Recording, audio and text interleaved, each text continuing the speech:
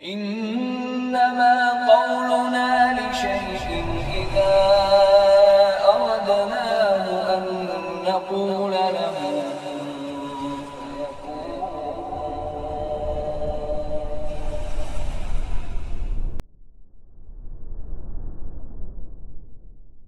Assalamualaikum warahmatullahi wabarakatuh. Innal hamdalillah nahmaduhu wa nasta'inuhu wa nastaghfiruh wa na'udzu billahi min shururi anfusina wa sayyiati a'malina. May yahdihillahu fala mudilla lahu wa may yudlil fala hadiya lahu. Asyhadu an la ilaha illallah wahdahu la syarika lahu wa asyhadu anna Muhammadan 'abduhu wa rasuluhu la nabiyya ba'dahu. Allahumma inna nas'aluka ilman nafi'a wa rizqan tayyiba wa amalan mutaqabbala. Para ikhwah sekalian dan akhwat, para aba dan ummahat rahimani wa rahimakumullah.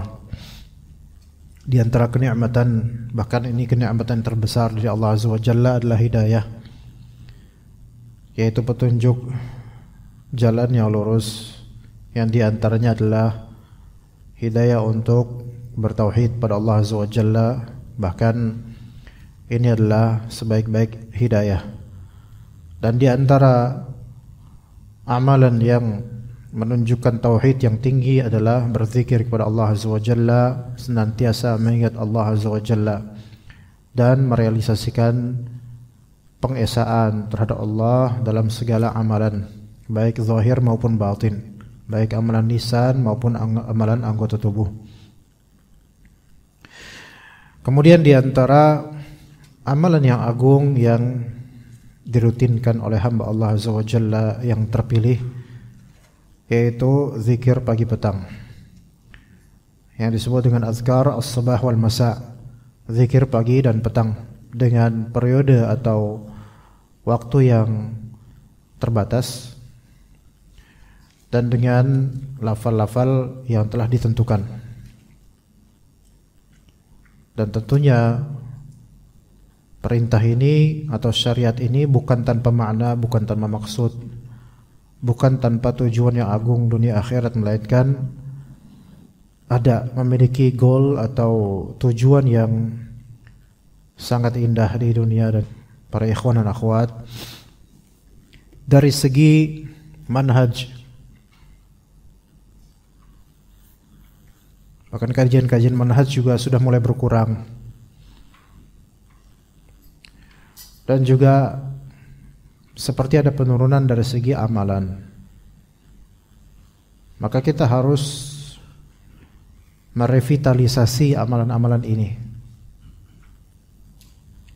Ketika disampaikan atau diamanahkan untuk isi kajian duha di Masjid Imam Syafi'i ini, saya kemudian menggagaskan untuk menjudulkan kajian penjelasan zikir pagi petang. Tentu ini tidak bombastis bagi banyak orang, tapi bagi orang yang betul-betul merasa mulai tanpa arah, orang yang merasa pengen semakin lengkap amalannya, sebenarnya ini sangat penting. Pertama, karena banyak dari kita yang tadi zikir pagi petang rutin sudah mulai kendor, gitu, sudah mulai kendor. Kedua, kita itu sedang menghadapi era kurang mendalaminya amalan, mudahnya berganti perbuatan, banyaknya pilihan untuk melihat sesuatu, sehingga ketika beramal kurang dalam, tidak sedalam dulu waktu awal hijrah, awal taubat.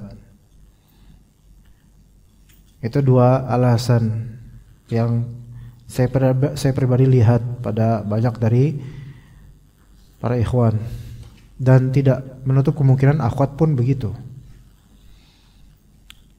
Maka di sini kita mengajak diri kita masing-masing agar kembali merevitalisasi, menganggap vital amalan-amalan ini. Ibaratnya kalau dalam agriculture atau pertanian, atau geologi, ilmu tentang bumi, penting sekali untuk mereboisasi, ya, menghijaukan kembali bumi ini yang mulai tandus. Banyak dari kita mulai kekeringan, amalnya tuh hanya amal yang saya udah hijrah kok, saya udah salafi kok, udah rutinan aja gitu, kayak nggak dalam tapinya. Dan hati-hati dengan zona aman, merasa saya sudah punya komunitas salafi, saya sudah sunnah, saya sudah nyunnah, yang penting saya nggak mencela pemerintah dan seterusnya. Tapi amalnya flat aja, datar aja. Seolah-olah kita nggak perlu nutut ilmu lagi, gitu jemaah. Dan anak kontekskan ini di Masjid Imam Syafi'i yang tentu anak sudah mengenal sejak zaman almarhum Pak Bakhtiar rahimahullah. Yang mana semangatnya ketika itu luar biasa, dan jemaah pun juga turut semangat. Bagi yang mungkin masih ingat masa-masa itu, ya, sampai kita mungkin misal jam 9:30 atau jam 9 kita mulai kajian, itu sampai jam 11:30 loh waktu itu kita kajian, dan masih pada semangat rame, ya. Padahal ketika itu live streaming ada juga, tapi masya Allah semangatnya luar biasa, berbanding jauh dengan kekinian. Kenapa jemaah sekalian? Apa alasan? Di antara penyebab kita itu kok sudah mulai agak malas. Di sini malah yang hadir sekarang rata-rata udah usia yang 40 ke atas. Ketika itu kan masya Allah beragam. Nah, ana ingin merevitalisasi kembali amalan yang penting. Kita bagaimana mendidik diri kita dalam kajian itu bukan mencari semata-mata euforia siapa materinya, atau euforia uniknya judul kajiannya, bukan. Tapi langsung ke esensinya. Penjelasan zikir pagi petang, sesuatu yang mulai diremehkan oleh banyak orang. Yang mana ini merupakan syariat Allah Azza wa Jalla. Syariat Allah Azza wa Jalla, zikir pada pagi dan petang dengan lafal-lafal yang sudah ada dalam hadis Nabi sallallahu alaihi wasallam. Maka kita memohon kepada Allah Azza wa Jalla agar menjadikan kita betul-betul hamba yang senantiasa berzikir pada keumuman waktu dan berzikir pada waktu-waktu khusus, diantaranya pagi dan petang sesuai dengan perintahnya, dan mendalami makna, memberikan adanya fikih di dalamnya terhadap zikir pagi dan petang. Jemaah sekalian rahimani wa rahimakumullah, dalam hadis Nabi SAW yang diriwayatkan oleh Abu Dawud rahimahullah, dan hadis ini dihasankan oleh Al-Imam Al-Albani rahimahullah, Rasulullah SAW bersabda, li'an aq'uda ma'a qawmin yadhkuruna Allah ta'ala min salatil ghadati hatta tatlu'a asy-syamsi ahabbu ilayya min an a'tiqa arba'atan min waladi Ismail. Dengan saya duduk bersama dengan suatu kaum, duduk di musalla, di masjid.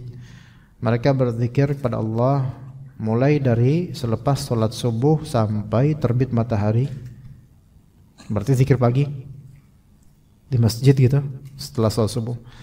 Itu lebih aku cintai dibandingkan aku melepaskan atau aku membebaskan 4 dari anaknya Ismail. Seandainya anaknya Nabi Ismail itu menjadi budak, maka aku bebaskan 4-4-nya, dan itu amalan yang sangat besar. Namun zikir pagi di masjid bersama dengan kaum muslimin itu lebih aku sukai daripada itu. Berarti pahalanya lebih besar zikir pagi. Dan kita udah berapa pagi telah terlewati dalam tahun-tahun ini. Kemudian wali'an aq'uda ma'a qaumin yadhkuruna Allah ta'ala min salatil 'asri ila an taghruba asy-syamsi ahabbu ilayya min an a'tiqa arba'ah. Dengan aku duduk bersama kaum sedang berzikir pada Allah mulai dari ba'da salat asar sampai terbenam matahari, aku lebih suka itu dibandingkan membebaskan 4 budak dari anaknya Nabi Ismail alaihissalam, anaknya Nabi, ya. Di sini ada beberapa faedah di antaranya. Yang pertama, zikir pagi itu waktunya, rentang waktunya antara ba'da subuh sampai terbit matahari. Itu prime time-nya waktu zikir pagi. Ya. Kemudian zikir petang antara setelah asar sampai matahari terbenam, itu maghrib. Ini waktu prime time untuk zikir petang. Nah, jadi ini ada waktunya kapan kalau zikir pagi petang. Kalau pagi antara setelah subuh sampai terbit matahari. Kalau petang habis salat asar sampai waktu maghrib. Tapi bolehkah kita misal zikir pagi atau petang itu setelah waktu itu? Jawabannya adalah boleh jika memang tidak sempat. Jika memang tidak sempat atau lupa dan punya kebiasaan zikir pagi petang, maka boleh diqadha atau dilakukan di setelah waktu itu. Jadi begini, ada sebagian amalan sunnah yang bisa diqadha. Kalau sholat karena lupa, sholat fardu kewajiban, itu wajib diqadha. Kata Nabi SAW, man nasiya an salatin aw man nama an salatin aw nasiyaha falyusalliha idza dzakaraha. Barang siapa yang ketiduran akan salat fardu atau kelupaan, maka hendaklah dia mengqadha ketika dia ingat atau bangun, ya. Kalau itu salat fardu itu wajib qadha, jelas. Nah, kalau yang sunnah itu ada juga bisa diqadha. Bisa diqadha. Namun tentu tidak sampai wajib mengqadhanya. Sebagaimana amalan aslinya kan sunnah, maka mengqadhanya ya juga sunnah juga kalau memang mau. Namun amalan sunnah ini boleh diqadha ketika satu ada uzur. Uzurnya apa? Lupa atau tidak sempat atau ada kesibukan. Jadi amalan sunnah sebagiannya, enggak semuanya, amalan sunnah bisa diqadha dengan syarat satu, ada uzur. Uzurnya itu entah kelupaan atau tidak sempat karena kesibukan. Maka ini bisa. Ya, seperti mengqadha zikir pagi petang, habis subuh ada kajian, jadi enggak sempat untuk zikir pagi. Maka akhirnya baru selesai salat syuruk, baru habis itu zikir pagi di jalan, maka ini bisa. Padahal itu bukan waktu aslinya gitu loh. Karena waktu aslinya adalah setelah subuh sampai menjelang matahari terbit. Tapi ini setelah matahari udah tinggi, bahkan jam 7, jam 8, bahkan sekarang. Tapi karena tadi enggak sempat, baru sekarang bisa, fadhal, lanjut lakukan zikir pagi sekarang. Tapi ada syarat kedua. Kalau syarat pertama tadi apa? Ada uzur. Syarat kedua memang punya kebiasaan. Memang punya kebiasaan. Kalau udah biasa zikir pagi petang, suatu ketika tidak sempat atau lupa atau ketiduran atau ada majelis nggak bisa zikir, maka karena udah punya kebiasaan, maka silahkan lakukan di berikutnya, di waktu berikutnya, itu bisa. Begitu juga bahkan sholat witir sebenarnya. Kalau sudah punya kebiasaan namun ketiduran, maka boleh dilakukan sholat witir itu setelah sholat subuh, bisa diqadha. Dan juga sholat sunnah, bahkan qabliyah, ba'diyah yang udah biasa kita lakukan, kalau nggak sempat karena ada uzur seperti ke kamar mandi atau dan seterusnya, ada tamu, Rasulullah juga pernah begitu. Karena ada tamu, beliau kemudian mengqadha sholat ba'diyah zuhur setelah asar. Karena ada tamu, ada kesibukan. Makanya tadi kaidahnya adalah amal-amal sunnah itu bisa diqadha di luar waktunya, karena qadha itu adalah melakukan amalan setelah lewat waktunya, melakukan amalan tertentu di waktunya setelah lewat waktunya, maka itu qadha, namanya qadha. Ya, jadi tadi kalau apapun itu amalan sunnah, ya kalau udah lewat waktunya karena ada uzur dan punya kebiasaan tadinya, maka fadhal lakukan setelahnya. Ya begitu. Taib zikir pagi dan petang. Jadi pagi ini ada waktu tertentu. Petang ada waktu tertentu, ya begitu. Jadi pembatasan waktunya itu bukan dari kita, melainkan kita lihat dari hadis Nabi SAW yang beliau menyatakan pagi, zikir paginya di sini dari setelah salat subuh sampai terbit matahari, dan zikir petangnya dari setelah salat asar sampai terbenam matahari. Ya seperti itu. Kemudian jemaah sekalian rahimakumullah, kita biasa baca zikir pagi petang dari mana gitu? Dari beberapa buku kecil atau dari beberapa buku zikir ya. Usahakan yang memang itu hadis, dari hadis Nabi SAW, dari Al-Quran dan hadis. Tentu tidak dari karya manusia atau buatan ormas tertentu, dan enggak. Dan hidayah ini sangat mahal jemaah.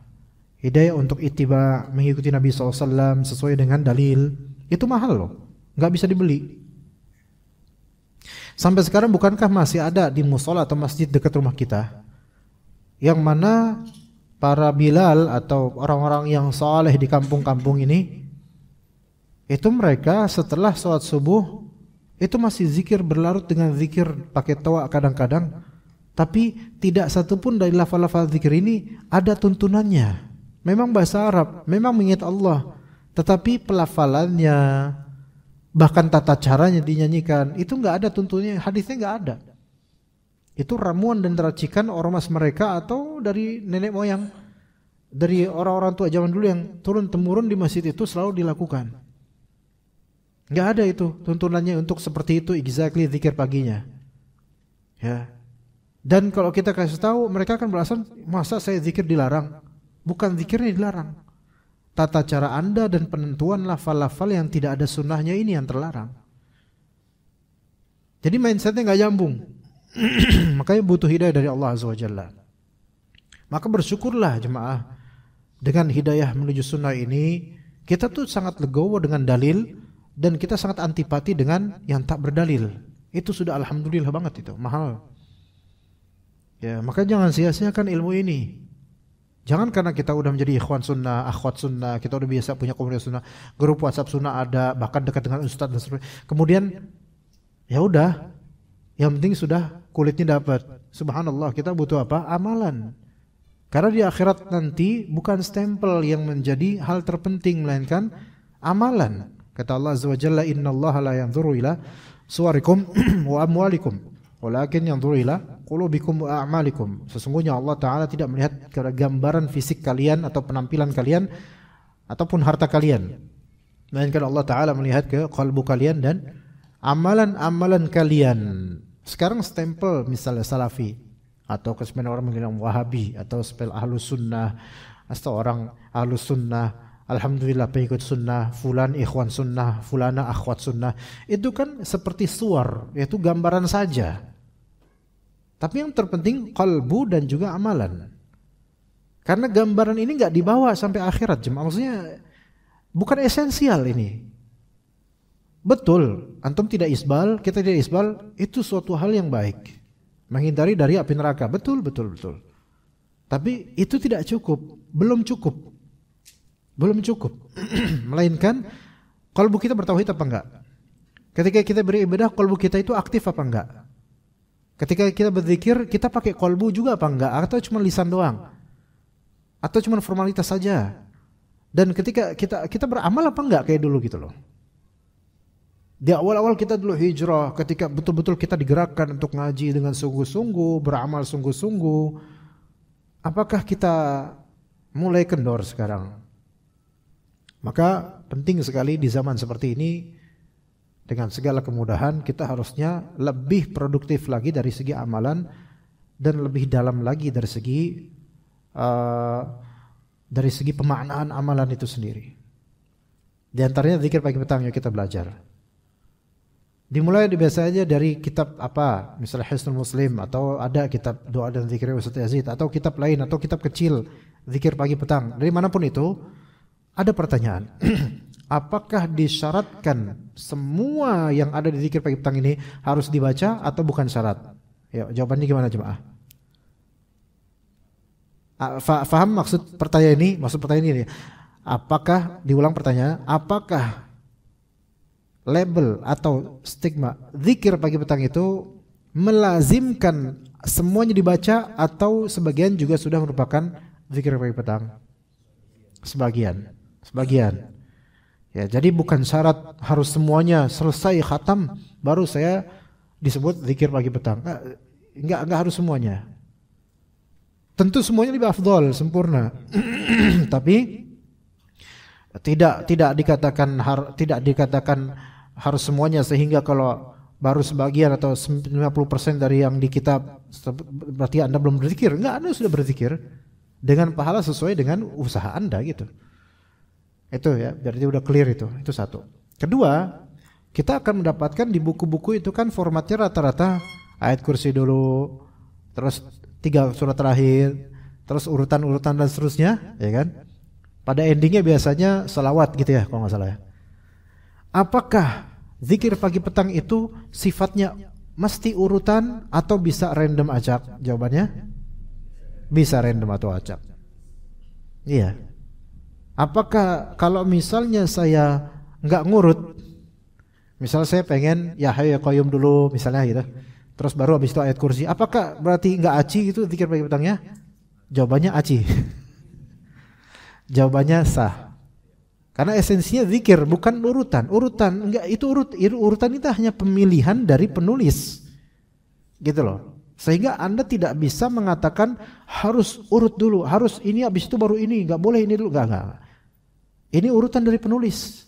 Karena dalam kitab-kitab hadis itu beda-beda, enggak ngurut. Cuma kalau Anda urut, mungkin itu lebih baik dari segi apa? Pembiasaannya. Sehingga mudah melafalkannya, gitu loh. Jadi jangan samakan dengan ayat Al-Quran. Kalau ayat Al-Quran kita bacanya kudu urut gitu loh. Jangan qul a'udzu birabbinas dari apa? Min syarril waswasil khannas. Terus kemana-kemana loncat. Itu malah nggak boleh, bahkan itu haram. Ya, kocar-kacir qul huwallahu ahad paling terakhir. Yang paling pertama Bismillahirrahmanirrahim. Walam yakul lahu kufuwan ahad. Selesai dong kalau gitu. Enggak, kalau Al-Quran wajib urut. Tapi kalau misalnya zikir pagi petang satu dengan lainnya enggak wajib urut. Bahkan ada zikir-zikir yang jelas-jelas Rasulullah SAW menunjukkan di antara zikir terbaik disebut Al-Baqiyat As-Salihat namanya. Al-Baqiyat As-Salihat. Al-Baqiyat itu yang kekal, As-Salihat itu yang baik. Atau bisa diartikan di Inggris berarti the everlasting good gitu loh. Sesuatu yang baik dan everlasting. Itu apa? Subhanallah, alhamdulillah, la ilaha illallah, wallahu akbar. 4 kalimat ini. Boleh juga ditambahkan wala haula wala quwata illa billah. Dalam suatu redaksi hadis Nabi SAW beliau mengatakan lam yadurruka bi ayyi syai'in ibtada'ta. Atau kama qala Nabi SAW. Enggak masalah yang mana yang kamu mau mulai, enggak masalah. Mau subhanallah dulu bisa, alhamdulillah dulu bisa, Allahu akbar dulu bisa. Itu ketika memang Rasulullah SAW bebaskan. Allahu akbar, subhanallah, la haula wala quwwata billah, alhamdulillah, fadl, enggak apa-apa. Tetapi ketika memang dalam konteks yang khusus Rasulullah SAW sebutkan itu berurutan, maka jangan melanggar. Contoh, kalau zikir ba'da salat, mana duluan? Subhanallah duluan atau alhamdulillah duluan? Subhanallah, kemudian alhamdulillah, kemudian Allahu akbar. Dan kadang bisa ditambah dengan la ilaha illallah wa la syarika lahu dan seterusnya. Kalau itu jangan dibolak-balik kalau itu. Karena pakemnya seperti itu. Adapun zikir pagi petang, antara zikir dengan zikir lainnya itu, maka tidak ada aturan khusus untuk mengurutkan. Cuma tentu lebih afdol dari segi pembiasaan, yaitu ya sesuai aja dengan format buku yang antum pegang. Atau bisa juga dari tinjauan bahwasanya lebih afdol kita memulai dari ayat Al-Quran. Makanya biasanya zikir pagi petang yang ada di buku-buku dimulai dari ayat kursi, kemudian 3 surat terakhir, ya kan? Kenapa ayat kursi dulu? Karena ayat kursi adalah ayat yang terbaik dalam Al-Quran. Taib. Kalau ada orang zikir pagi petang dengan Al-Fatihah, dia niatkan zikir pagi petang Al-Fatihah, Al-Fatihah.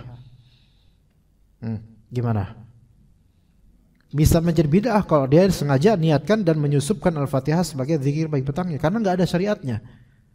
Padahal Al-Fatihah itu surat terbaik loh. Namun keterbaikan surat Al-Fatihah itu ketika memang tidak ada syariatnya untuk mengkhususkannya dalam zikir pagi petang, maka kita tidak boleh mengkreasi pengkhususan tersendiri. Biarkan Al-Fatihah dengan keterbaikannya. Dan kita zikir pagi petang sesuai dengan sunnahnya. Ini yang namanya isabatus sunnah, ketepatan sesuai sunnah.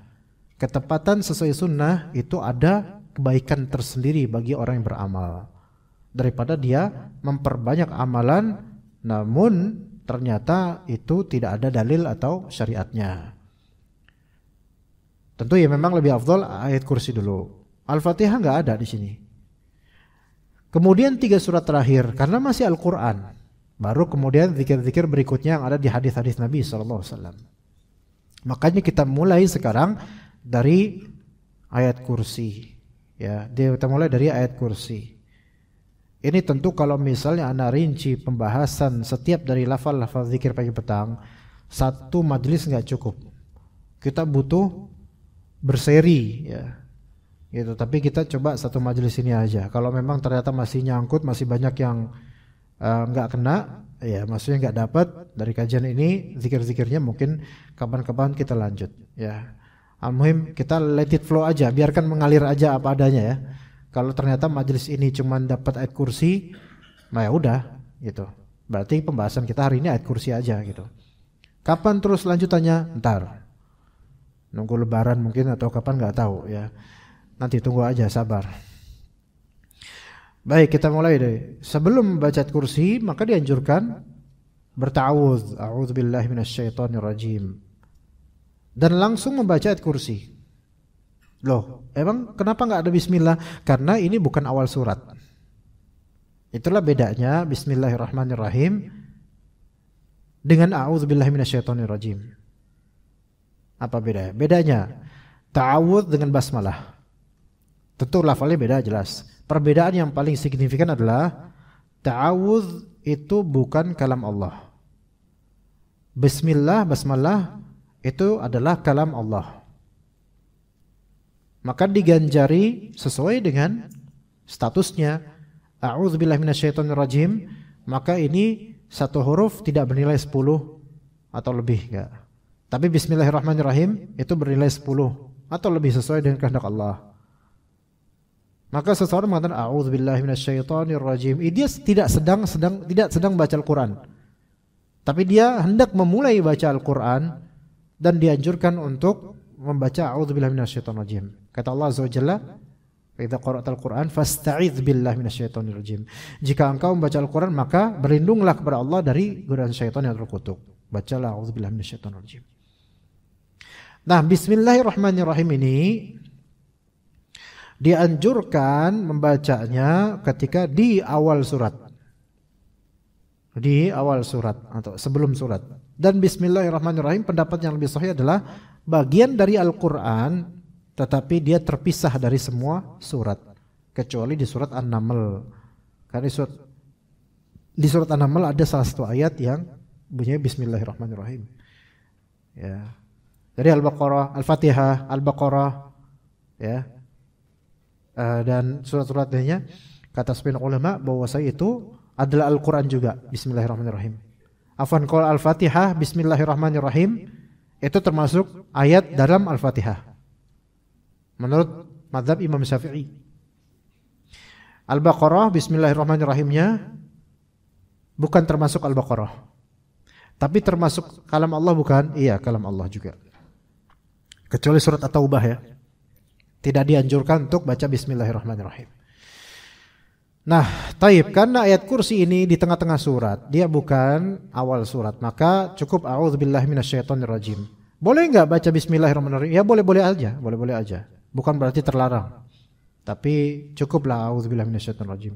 Kemudian Allahu la ilaha illa huwal hayyul qayyum la ta'khudhuhu sinatu wala naum lahu ma fis samawati wa ma fil ard sampai akhir ayat. Di sini ada hadis yang berkaitan dengannya, yaitu hadis Ubay bin Ka'ab radhiyallahu anhu. Dari dalil yang menunjukkan ini zikir pagi petang untuk ayat kursi, dalilnya dari Ubay bin Ka'ab radhiyallahu anhu mirip dengan hadis Abu Hurairah yang mana ada syaitan yang merekomendasikan baca ayat kursi. Tapi ini hadis Ubay bin Ka'ab ini tentang zikir pagi petang. Kalau hadis Abu Hurairah itu secara global, secara umum untuk ayat kursi, untuk setiap hari, untuk saat kapanpun. Nah, jadi Ubay bin Ka'ab ini mempunyai tabungan atau simpanan kurma banyak. Dia punya simpanan kurma di salah satu bagian gudangnya. Fakana yanqus. Kok terasa setiap hari ada aja berkurang ini. Ya, enggak mungkin kan kurmanya pergi sendiri. Maka suatu malam faharusahu dzata lailatin. Maka pada suatu malam Ubay bin Ka'ab pun menjaga gudang itu. Tempat penyimpanannya dijaga. Fa idza huwa bidabatin shibhil ghulamil muhtalim. Lalu kemudian tampak ada sesosok makhluk menyerupai al-ghulam al-muhtalim. Ghulam itu anak kecil, namun muhtalim ini udah baligh, udah mimpi basah. Ibaratnya kalau bahasa kita sekarang ABG. ABG itu ya bocil juga, cuman udah baligh lah gitu ya. Jadi tiba-tiba di penyimpanan itu tiba-tiba hadir sesosok anak ABG gitu. Ya, fasallama alaihi faradda alaihi salam. Maka Ubay bin Ka'ab pun kemudian salam, "Assalamualaikum." Ini menunjukkan sahabat zaman dahulu itu sama siapa aja salam, bahkan sampai yang asing salam, "Assalamualaikum." Dijawab dia, "Waalaikumsalam." Ya. Maka Ubay bin Ka'ab ini heran, ini kok tiba-tiba ada sosok ini di gudang saya? Tiba-tiba ada orang kayak gini gitu loh. Curiga ini orang apa bukan? Ditanya kemudian oleh Ubay, "Ma anta? Jinniyun am insi?" Kamu itu apa? Manusia atau jin? Maka jawab dia, "Jinni." Aku adalah jin. Nah, jujur dia. Ya kan? Kalau kayak pas lagi gini jin, jujur saya adalah jin. Ya iyalah, masa dia bohong? Saya adalah manusia. Enggak. Lagi pula kalau dia memang itu manusia enggak bakal ngomong saya adalah jin. Coba kalau ada maling kayak gitu, Pak. Antum dapetin maling, antum pukul-pukulin, "Maaf, saya adalah jin." Antum kira-kira percaya enggak? Enggak ada manusia bakal ngaku-ngaku jin, ya. Nah, jinni kata dia, "Saya adalah jin." Maka kemudian kata Ubay bin Ka'ab, "Fanawilni yadak." Let me show your hand. Coba tunjukkan tanganmu, coba lihat. Fana walahu yadah. Maka dia kemudian menunjukkan tangannya. Fa idza yadahu yadu kalbin wa sya'ruhu sya'ru kalb. Dan ternyata tangannya tangan anjing dan rambut di tangannya pun rambut bulu-bulu anjing. Maka kemudian Ubay bin Ka'ab takjub dengan hadza khalqul jin. Apakah ini penciptaan jin seperti ini gitu? Ya. Gitu ya. Jadi kalau kita pahami penampakan-penampakan sepersis-persisnya jin bertasyakul menyerupai manusia, pasti ada cacatnya, pasti ada bedanya. Entah dari segi bahasa tubuh, gesture, atau dari segi apa bagian tubuhnya pasti ada beda. Enggak bakal sama persis, pasti beda. Dan jin itu kadang-kadang begitu, menampakkan sesuatu seolah-olah manusia, apalagi kalau memang tujuannya untuk khurafat yang baru meninggal, terus malamnya ditampakin di pos ronda misalnya gitu. Nah itu coba diperhatiin, mungkin mirip bajunya, nggak tahu dari kopas dari mana kok bisa dapat bajunya itu, tapi kalau diperhatikan pasti ada perbedaan, nggak mungkin sama. Bahkan kata sebagian orang ini masih khurafat juga. Kalau jin itu biasanya nggak ada ini di sini, gitu kan? Apa namanya? Ini apa namanya? Nggak tahu namanya apa nih? Sungai, apa namanya? Nggak ada parit di sini, gitu. Ya, itu kalau jin. Kalau manusia ada, nggak tahu tuh dari mana kok bisa kayak gitu. Ya kasihan orang-orang yang nggak Allah rezekikan ini kan berarti ini pasti jin, gitu kan? Kasihan. Nah, pasti ada bedanya, ikhwan. Semua jin yang menyerupai manusia dan menampakkan sesuatu di alam manusia seperfect-perfectnya itu pasti ada perbedaan. Pasti nggak sama, pasti ada aja celah yang bisa kita kayak kita ngeliat AI misalnya, gambar atau video AI seperfect apapun, pasti kita akan melihat ada celah yang menunjukkan ini bukan gambar asli, ini bukan foto asli, pasti gitu. Kemudian apa kata jin itu? Kata jin itu qad alimatil jin annama fihim rajulan asyadda minni. Kata jin itu, kata si pemuda itu, kaum jin itu tahu bahwasanya ada di kalangan jin ini yang lebih kuat daripada saya, kata pemuda itu. Jadi kayak dia tuh kayak ngomong kalau bahasa sekarang, ini mah saya nggak ada apa-apanya, masih ada yang lebih daripada saya gitu. Itu. Kemudian Ubay bin Ka'ab bertanya lagi ke dia. Ini bentuknya beneran syakhs loh, apa bukan khayalan, emang appearance, betul-betul penampakan nyata. Jadi bisa diajak ngobrol, bisa sebenarnya. Cuman jarang.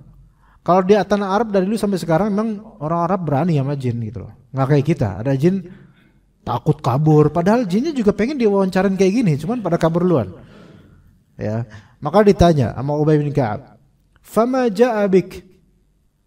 Ya, apa sebabnya kamu datang ke sini? Mau ngapain kamu? Apa kata jin itu? "Balaghana annaka tuhibbus shadaqah. Faji'na nusibu min ta'amik." Faji'na nusibu min ta'amik. Ya, kata si jin ini, udah terkenal di kalangan kami, kamu itu suka sedekah. Wahai Ubay gitu. Udah populer lah, Anda tuh suka sedekah. Makanya saya datang pengen nilep makananmu gitu. Ya, habis ini jangan bilang, waduh, orang suka sedekah berarti bakal digondolin jin nanti hartanya. Enggak juga. Jadi maksudnya ini adalah kita tuh tahu ente tuh saking baiknya, suka sedekah, enggak takut miskin. Jadi kayaknya ini enak deh kalau diambil hartanya.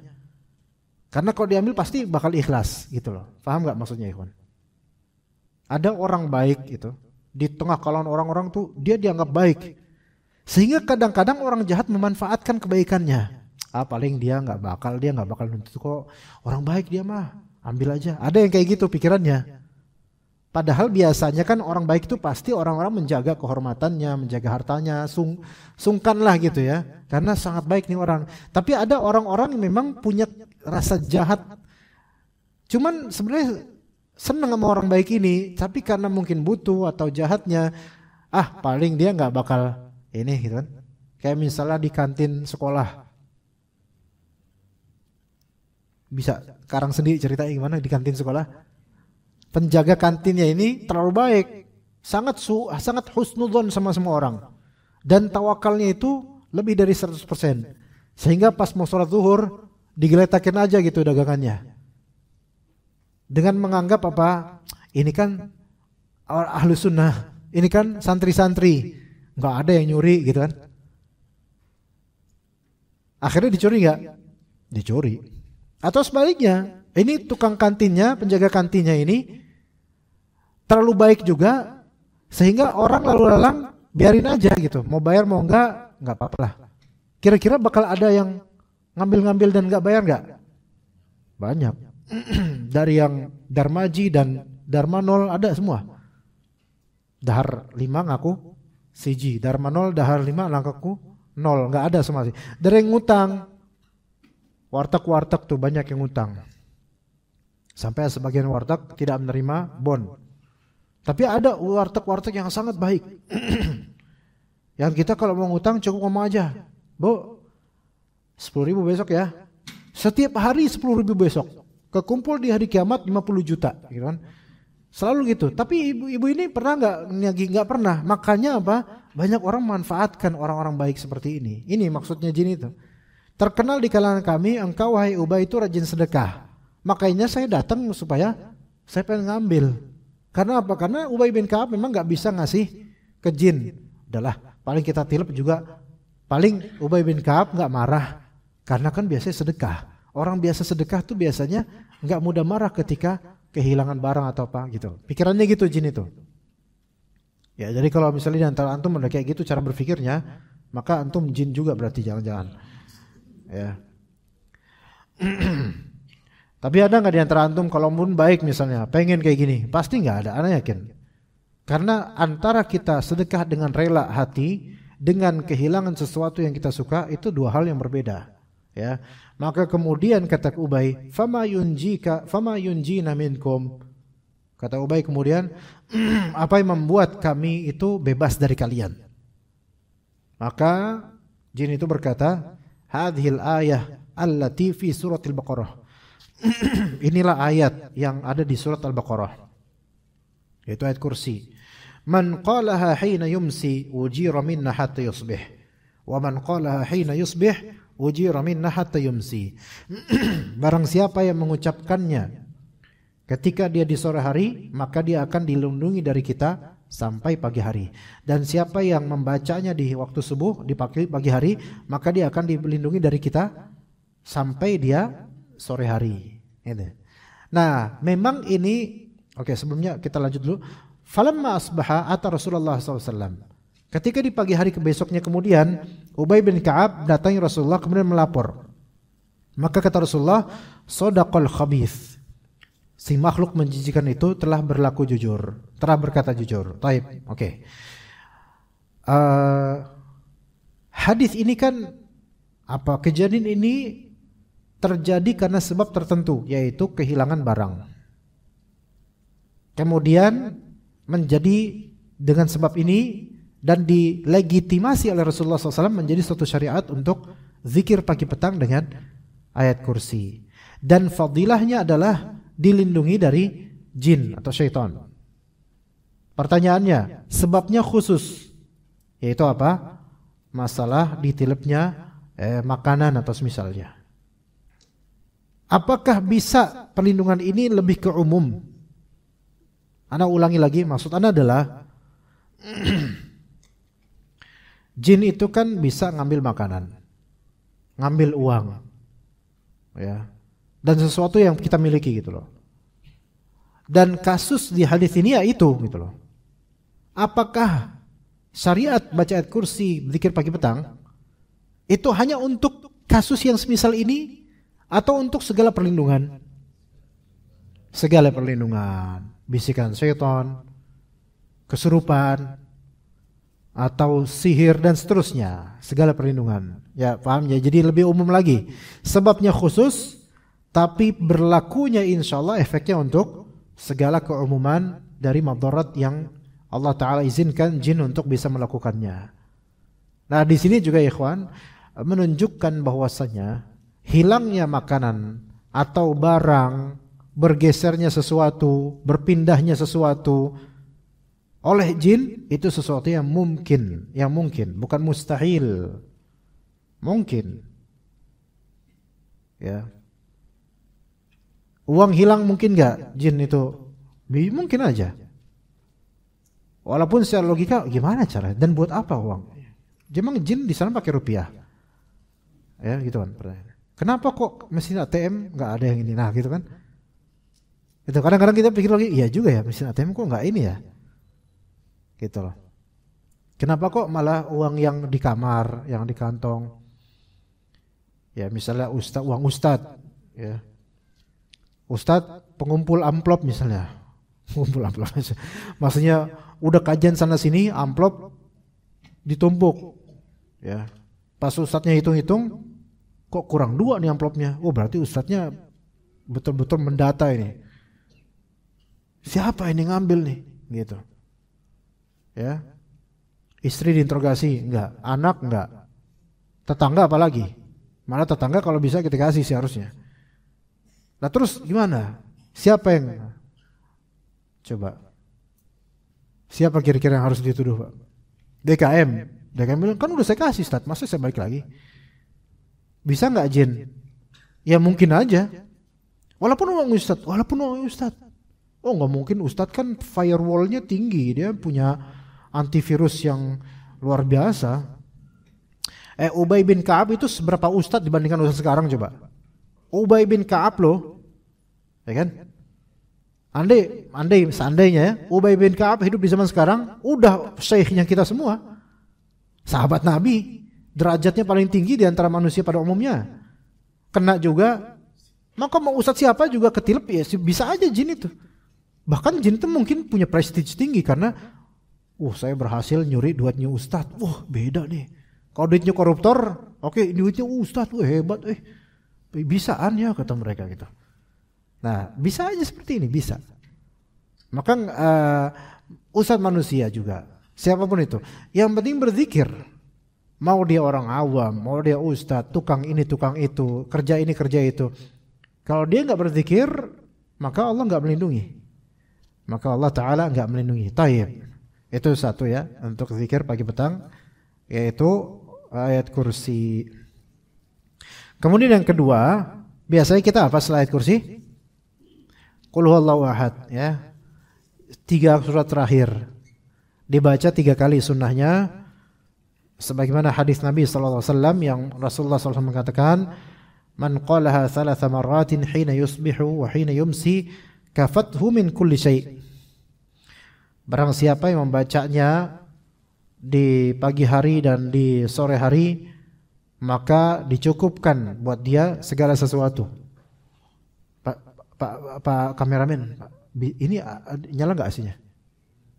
Nyala. Kok agak panas sebelah kanan? Bukan karena jin kan ini kan? Agak panas. Atau ke atas ya AC-nya? Ya di sini belakang ini agak panas. Hah? Enggak tahu nih. Tapi jujur ya, Anda punya pengalaman begini ya kawan. Ada di suatu tempat di Kali Ciliwung. Bukan di Depok Kali Ciliwung. Di Depok Kali Ciliwungnya lebih ini lagi, lebih banyak lagi belantaranya. Ada di daerah Kalibata itu, perumahan Kalibata Indah. Anda mau lihat-lihat kali, Anda duduk sengaja membelakangi suatu pohon bambu, ya. Itu pohon bambu gede dan beberapa batangnya itu sebenarnya bambu itu bukan pohon, bambu itu termasuk rumput, ya.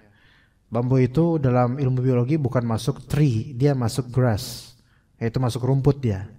Karena jenis tanamannya bukan tanaman yang seperti pohon. Nah, itu Anda kan bernaung di bawahnya sambil lihat Kali Ciliwung tuh. Di samping Kali Ciliwung pas. Anda duduk biasa gini, sila atau apa. Itu tiba-tiba makin lama tuh belakang panas gitu. Padahal nggak kena matahari kan ini di bawah naungan ini. Panas dan kayak anak tuh ngerasa nggak enak badan, kayak ada beban di belakang. Maka a'udzubillah minasyaitonirrajim, a'udzubillah. Langsung anak halau, anak pergi hilang langsung. Ada masa-masa kayak gitu dulu sekitar mungkin tahun 2012. Berarti 12 atau 13 tahun lalu. Jadi kadang-kadang ikhwan, sebagian dari orang yang diganggu jin itu ada bagian yang panas di tubuhnya, khusus terutama di belakang. Ya, terutama di belakang. Dan kebanyakan dari jin memang masuk lewat arah situ. Orang-orang yang terkena sihir, terkena santet, itu ada bagian lubang dalam jiwanya itu biasanya masuknya itu kalau dia masuk ngomong kesurupan gitu, itu pasti tanya orang yang kesurupan yang biasa kena sihir atau semisal itu, masuknya di belakang rata-rata, nggak dari depan, dari belakang, tek gitu. Ya begitu. Jadi kadang panas, tapi ini panas nggak tahu apa, memang karena apa ya, bukan karena jin insyaallah. Oke, kita lanjut ke berikutnya, 3 surat terakhir. Dibaca 3 kali. Tapi bagaimana membacanya? Apakah Al-Ikhlas triple, Al-Falaq triple, An-Nas triple, atau 3 ini sekali, 3 lagi sekali, 3 lagi sekali? Gimana? Mana aja sebenarnya. Karena inti baca semuanya 3 kali gitu loh. Mana aja. Ya, enggak khusus ya qul huwallahu ahad, Allahu samad, lam yalid walam yulad walam yakul lahu kufuwan ahad, qul huwallahu ahad gitu lagi. Boleh gitu, bagus. Kalaupun model semua surat sekali, semua surat lagi sekali, semua itu juga enggak masalah. Karena intinya 3-3-nya kebaca. Ya, di situ. Nah, kemudian kata Nabi tadi kafathu min kulli syai'. Kafathu min kulli syai', yaitu 3 surat ini mencukupinya dari segala sesuatu. Mencukupinya dari segala sesuatu. Ini fadilahnya, keutamaannya. Dan Rasulullah SAW menyebutkan ini dalam konteks umum. Mencukupi apa? Apapun itu. Perlindungan dari Allah, rezeki, ketenangan hati, apapun itu, Allah pasti cukupin apa-apa. Maka ajaib orang-orang yang berzikir pagi petang di antara membaca ini, kok rasa hidupnya itu enak. Apa-apa tuh settled. Kalau ada sesuatu yang enggak beres pun enggak jadi bahan pikiran yang terlalu lama larut, enggak. Karena apa? Di antara zikir ini Allah Ta'ala ganjari dia dicukupin segala sesuatunya. Ingat, dicukupin segala sesuatunya itu bukan berarti segala sesuatu itu kemudian diberikan oleh Allah segera. Enggak, bukan begitu, bukan. Tapi pencukupan itu kadang-kadang sifatnya maknawi. Tidak mesti material. Ya, tidak mesti material. Kita kadang-kadang pengen siang nanti siang pengenlah makan ini. Ternyata nggak punya duit.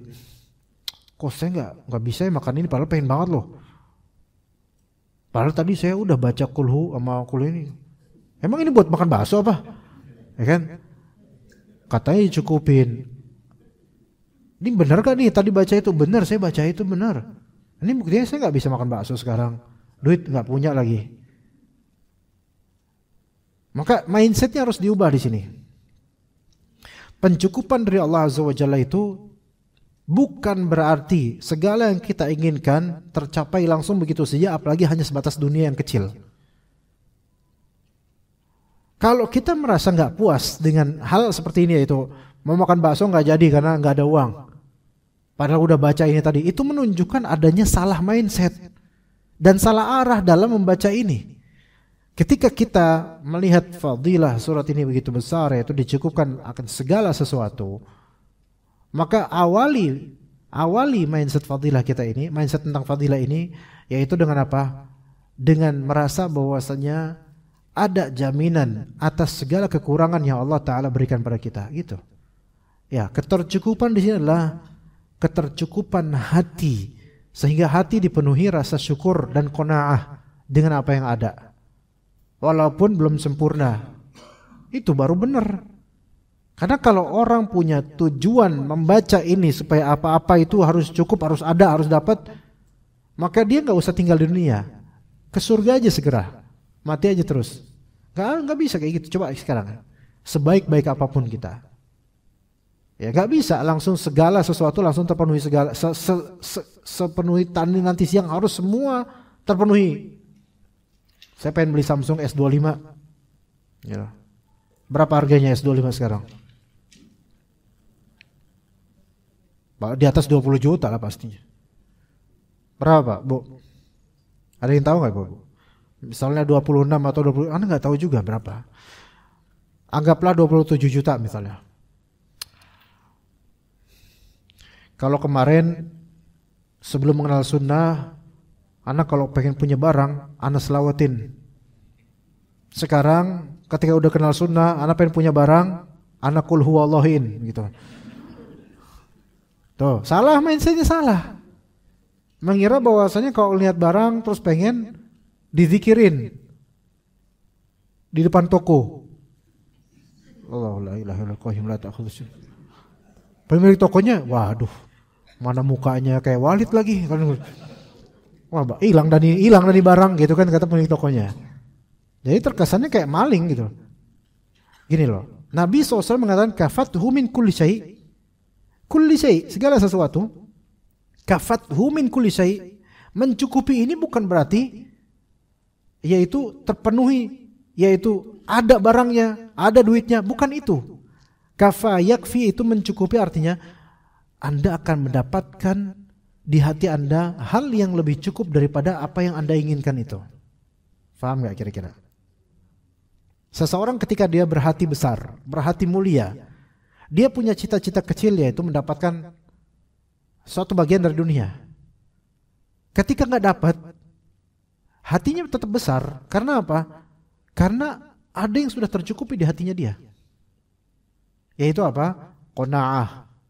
Yakin sama Allah. Apa yang Allah sudah berikan itu pasti lebih baik daripada apa yang dia inginkan.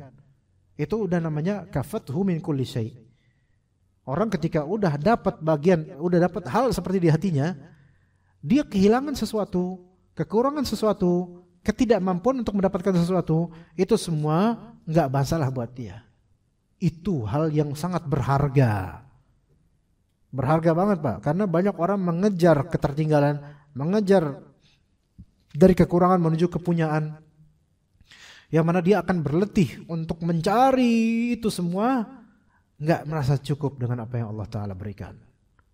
Tapi ketika hatinya mempunyai hati yang besar, maka Allah Ta'ala berikan padanya kafathu min kulli syai'. Apa yang udah antum baca itu telah mencukupi antum dari apapun itu. Udah cukup punya itu. Udah cukup ada. Enak Pak. Jadi ketika kita ngelihat orang punya harta sekian, kita tuh nggak tersilaukan dengannya Pak. Itu menunjukkan kita udah merasa cukup. Ya enggak Pak? Coba jemaah sekalian di sini naik ke sini naik motor apa? Jemaah ayo. Pak.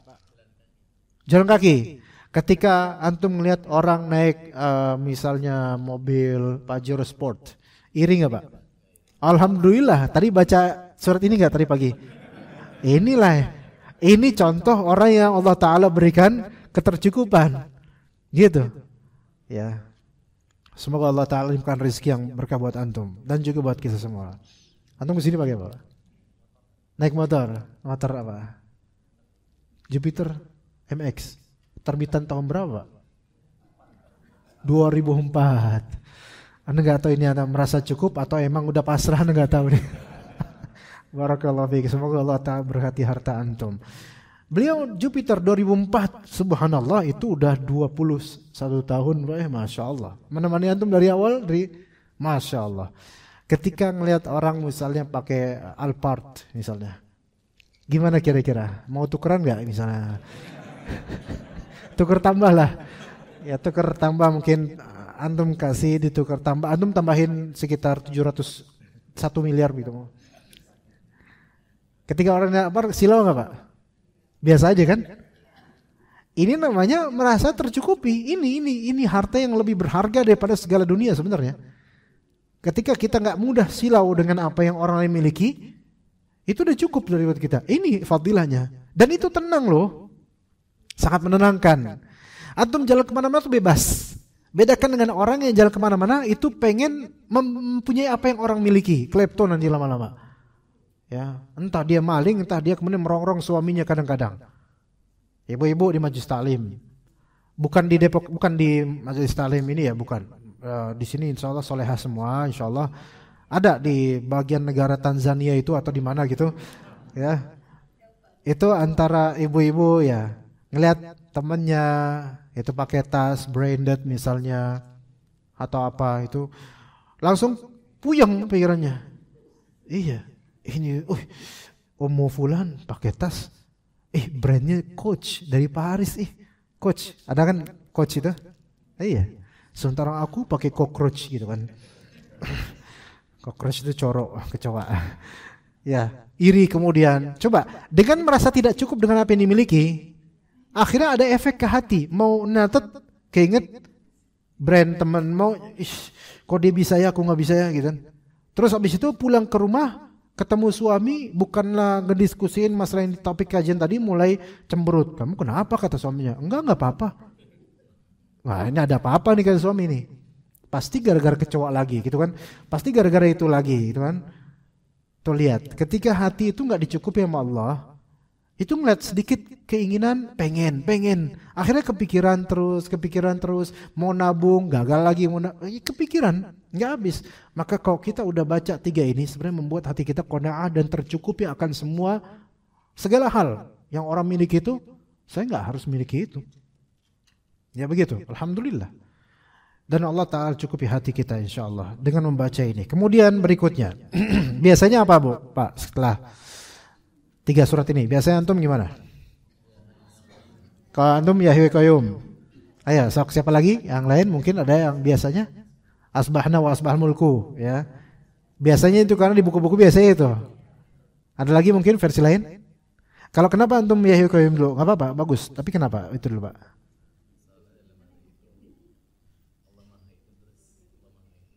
Dan Maha mengurusi makhluk-makhluknya. Ya, kenapa didahulukan itu sebelum mungkin zikir lainnya? Ada hal atau mungkin kebiasaan atau gimana? Kebiasaan. Taib. Tapi biasanya di buku-buku itu asbahna wa asbahan mulku lillahi walhamdulillah. Nah, kalau ayat kursi sama 3 surat tadi itu kan gampang antum bisa carilah di buku tafsir. Sekarang ayo kita bahas untuk zikir-zikir di hadis ini. Kan ini udah mulai nih zikir-zikir di hadis banyak nih. Ayo kita dalamin deh maknanya. Supaya nanti ketika kita zikir ada kualitas yang lebih gitu loh. Bukan bagus kita lafalkan tanpa faham maknanya, itu udah bagus. Kita istiqomahin bagus. Tapi makin bagus lagi kalau kita dalamin. Setiap kita berzikir ini selalu kita dalamin, dan wallahi setiap hari akan mendapatkan makna yang tentu lebih lagi. Setiap hari ini zikir itu nggak pernah basi. Dan makna itu selalu sifatnya mengeksplorasi banyak hal. Karena zikir-zikir pagi petang itu global, yaitu lafal-lafalnya itu mencakup banyak sekali hal-hal dalam hidup kita. Asbahna wa asbahan mulku lillahi walhamdulillah. Asbahna yaitu kami telah mengalami pagi hari, kami berada di pagi hari. Dan asbahal mulku lillah, dan kerajaan milik Allah ini telah ada di pagi hari sekarang ini. Al-mulku lillah, asbahal mulku lillah, al-mulk. Al-mulk itu kerajaan. Dan kalau kerajaan berarti kan ada rajanya itu Allah, maliknya. Dan ada mamluknya itu hamba-hambanya. Dan ada yang dia miliki dari semuanya itu seluruh makhluknya. Sekarang sekarang udah siang. Misalnya kalau di Depok ini, di daerah kita ini, di Jawa ya, Pulau atau Indonesia, sekarang misal jam 6 pagi atau jam 5 pagi. Berarti daerah yang kena pagi hari itu, mulai terbit matahari itu pagi ya.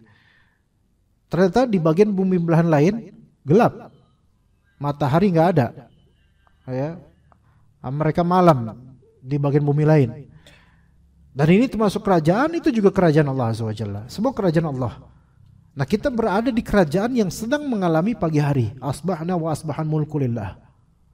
Kita milik Allah, kerajaan ini pun milik Allah, dan kita bagian dari kerajaan Allah Azza wa Jalla. Walhamdulillah, dan segala puji bagi Allah. La ilaha illallah wahdahu la syarikalah. Tiada berhak disembah melainkan Allah yang Maha Esa. Wahdahu, satu-satunya Dia. La syarikalah, tiada yang berhak menjadi sekutu baginya. Tidak ada yang menjadi sekutu baginya. Tidak ada sekutu bagi Allah Azza wa Jalla. Yaitu tidak ada yang sebanding dengan Allah Azza wa Jalla. Tidak ada yang sepadan dengan Allah Azza wa Jalla. Tidak ada yang tidak butuh dengan Allah Azza wa Jalla. Semua di bawah kepemilikan Allah Azza wa Jalla. Lahul mulk, miliknya lah kerajaan semesta. Walahul hamd, miliknya lah segala pujian. Segala pujian itu milik Allah, yaitu Allah Ta'ala yang berhak untuk dipuji dengan segala bentuk pujian yang terbaik. Dan tidak ada satu makhluk pun yang berhak untuk dipuji dengan segala pujian. Karena makhluk sebaik apapun, seterpuji apapun, itu terbatas. Bahkan Rasulullah SAW termasuk makhluk Allah Ta'ala, tapi ini yang paling terbaik. Dan kita memuji Rasulullah SAW sesuai dengan kodratnya Rasulullah sebagai manusia dan sebagai Rasul, dan juga sesuai dengan kapasitas Rasulullah sebagai hamba Allah Ta'ala dan Rasulnya. Maka jangan sampai kita memuji Rasulullah melebihi kapasitas beliau. Makanya kata Nabi SAW, La tutruni kama atratin nasara li Isa bin Maryam. Janganlah kalian memujiku berlebihan sebagaimana orang-orang Nasrani memuji Nabi Isa bin Maryam. Ya, yaitu sampai level apa? Ketuhanan. Nauzubillah min dzalik. Tapi cukup sebagai pujian sebagai Rasul dengan batasan seperti itu.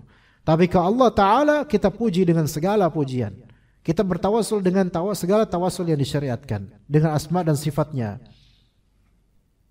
Wa huwa ala kulli syai'in qadir, dan Dia maha mampu, maha kuasa, maha bisa atas segala sesuatu. Kalimat wa huwa ala kulli syai'in qadir, jemaah sekalian. Allah Ta'ala maha mampu atas segala sesuatu. Jadi diamnya Allah Azza wa Jalla akan sesuatu bukan berarti Allah Ta'ala tidak mampu untuk melakukannya. Gitu loh. Ada orang berbuat zalim terus dan Allah diamkan. Ingat, Allah diamkan bukan karena Allah tidak mampu. Ya. Allah diamkan bukan karena Allah tidak tahu. Tapi Allah diamkan karena Allah Ta'ala memiliki perbuatan apa? Imhal. Amhilhum ruwaida. Amhil. Jadi kata para ulama, Allahu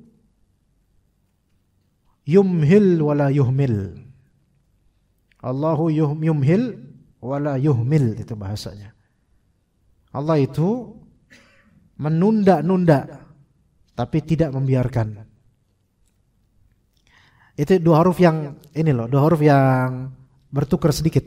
Allah Ta'ala ya, yumhil wala yuhmil. Ini bukan hadis Nabi, bukan. Ini perkataan para ulama sesuai dengan kaidah yang memang ada di Al-Qur'an dan Sunnah. Amhilhum ruwaida. Allah Ta'ala mengimhal tapi tidak mengihmal. Imhal itu artinya apa? Imhal itu menunda. Ihmal artinya apa? Ihmal itu ihmal itu kayak apa ya? Kayak mengignore gitu enggak? Allah tidak mengignore. Ignore itu apa Indonesianya? Mengabaikan. Enggak, Allah tidak mengabaikan. Hati-hati dengan kezaliman jemaah. Hati-hati dengan kezaliman. Bagi siapapun kita yang berbuat zalim, baik kepada makhluk, baik kepada manusia atau kepada makhluk hidup, Allah Ta'ala mengimhal, menunda dan bukan mengihmal, bukan mengabaikan. Karena Allah Maha tahu. Bedakan antara imhal dengan ihmal. Imhal itu artinya apa? Allah tunda hukuman. Tapi kok ihmal, Allah abaikan seolah enggak ada. Enggak, orang-orang zalim itu enggak ada yang Allah abaikan. Kata Allah Azza wa Jalla surat Ibrahim, wala tahsabannallaha ghafilan amma ya'maludz zalimun, innama yu'akhiruhum liyaumin tashkhasu fihi al-absar. Jangan kau sekali-kali menyangka Allah Ta'ala itu lalai terhadap apa yang dilakukan oleh orang-orang zalim. Sesungguhnya Allah Ta'ala mengakhirkan hukuman buat mereka untuk hari di mana mata-mata itu terbelalak. Jadi hati-hati kalau kita berbuat zalim pada hamba Allah atau para makhluk Allah, Allah bukan enggak tahu, tapi Allah tunda. Jadi jangan merasa dengan seolah tidak dihukumnya oleh Allah Ta'ala terhadap kezaliman kita bebas melakukan apa saja. Maka hati-hati ya. Jadi Allah Ta'ala Maha Kuasa, dan tidak langsung dihukumnya manusia terhadap dosa mereka bukan berarti Allah enggak mampu, bukan berarti Allah enggak tahu, bukan berarti Allah mengignore atau mengabaikan. Tapi Allah Subhanahu wa Ta'ala menunda hukuman dan melihat nanti ini masih terus apa enggak, dan Allah Maha tahu. Ya. Wa huwa ala kulli syai'in qadir. Jadi jangan kira bahwasanya kita berbuat zalim terus kita menutup kezaliman itu rapat-rapat, Allah enggak tahu, Allah enggak mampu. Allah tahu, Allah mampu. Kemudian Rabbi as'aluka khaira ma fi hadzal yaumi wa khaira ma ba'dah. Wahai Rabb, itu Allah Azza wa Jalla, as'aluka, saya memohon kepada Engkau, khaira ma fi hadzal yaum wa khaira ma ba'dah. Itu kalau pagi ya. Kalau malam gimana? Khair ma fi hadhil lailati wa khair ma ba'daha. Wahai Rabbku, saya memohon kepada Engkau sebaik apapun yang ada di hari ini. Hari maksudnya pagi sampai sore. Ya. Dan sebaik apa yang setelahnya, yaitu malam hari nanti. Nah, kalau misalnya kita baca ini di sore hari, ya Allah, as'aluka khair ma fi hadhil lailah. Saya memohon kepada Engkau yang terbaik dari malam ini dan apa yang terbaik dari apa yang setelah malam, itu besok pagi. Wa a'udzu bika min syarri ma fi hadzal yaumi wa syarri ma ba'dah. Juga sama kalau misalnya petang, a'udzu bika min syarri ma fi hadhil lailati wa syarri ma ba'dah. Dan saya berlindung kepada Engkau dari keburukan apa yang ada di malam ini, di hari ini, dan keburukan apa setelahnya, itu malam nanti. Ya. Nah, kalau misalnya di sore hari berarti saya berlindung pada Engkau dari keburukan di sore hari ini atau malam hari ini dan esok hari. Kemudian, nah ini penting banget setelahnya. Rabbi a'udzubika minal kasal. Wahai Rabb, saya berlindung kepada Engkau dari al-kasal. Kemalasan. Ini udah jam setengah 11 ya. Kalau ada pertanyaan nanti segera ya. Yang laki-laki boleh pakai kertas atau langsung nanya. Kalau yang perempuan, umahat pakai kertas ya. Rabbi a'udzubika minal kasal. Ya Rabb, saya berlindung kepada Engkau dari al-kasal. Baik. Al-kasal itu kemalasan. Kemalasan itu beda dengan orang disabilitas atau tidak mampu. Ada istilah dalam syariat al-kasal, ada istilah dalam syariat al-ajz. Al-ajaz itu nggak mampu, nggak bisa. Al-kasal itu malas. Bedanya apa? Bedanya kasal, malas itu tidak diberi uzur. Adapun ajaz tidak bisa, itu bisa diberi uzur. Ya, itu bedanya. Bedakan antara malas sama nggak mampu. Ya, orang kalau malas itu nggak beri uzur. Karena apa? Karena orang malas itu sebenarnya dia bisa dan berluang. Tapi hatinya nggak mendorong dia untuk melakukannya. Itu malas. Adapun ajiz atau ajaz, maka dia tidak bisa. Atau kalaupun bisa, dia tidak punya luang untuk itu. Maka ini diberi uzur. Itu bedanya. Ya. Nah, kasal ini merupakan penyakit. Kasal itu penyakit hati, bukan sebatas fisik. Kasal itu penyakit hati, di hati manusia. Karena kalbu yang menggerakkan fisik. Ya, Nabi SAW sebutkan, ala wa inna fil jasadi mudghah idza saluhat saluhal jasad kulluh wa idza fasadat fasadal jasad kulluh. Di jiwa di tubuh ini ada satu segumpal daging. Jika dia rusak, jika dia baik maka baik semua. Jika dia rusak maka rusak semua tubuhnya. Apa itu? Qalb, yaitu jantung, hati. Taib. Nah, baik secara fisik maupun secara maknawi. Maka al-kasal itu penyakit di jantung, penyakit di hati. Penyakit di hati. Coba seseorang itu kita sekarang kalau misalnya yang membuat kita itu malas bergerak atau cepat capek itu apa coba?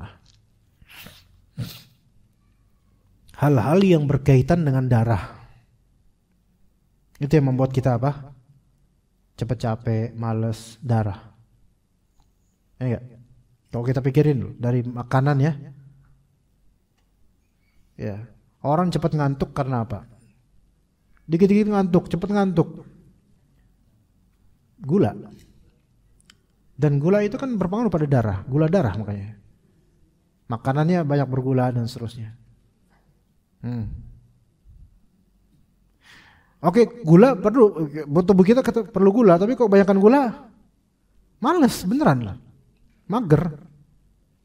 Apalagi sejak zaman rebahan kita dulu waktu COVID itu, ya enggak, makin banyak makan gula. Sekarang kan segalanya bergula, ya, segalanya bergula. Garam bisa nggak berpengaruh pada darah kita? Bisa. Gula apalagi, ya kan? Kemudian daging misalnya bisa juga. Taib. Kalau orang kebanyakan makan yang membuat berefek pada darahnya, maka syaitan juga akan mudah membuat dia malas.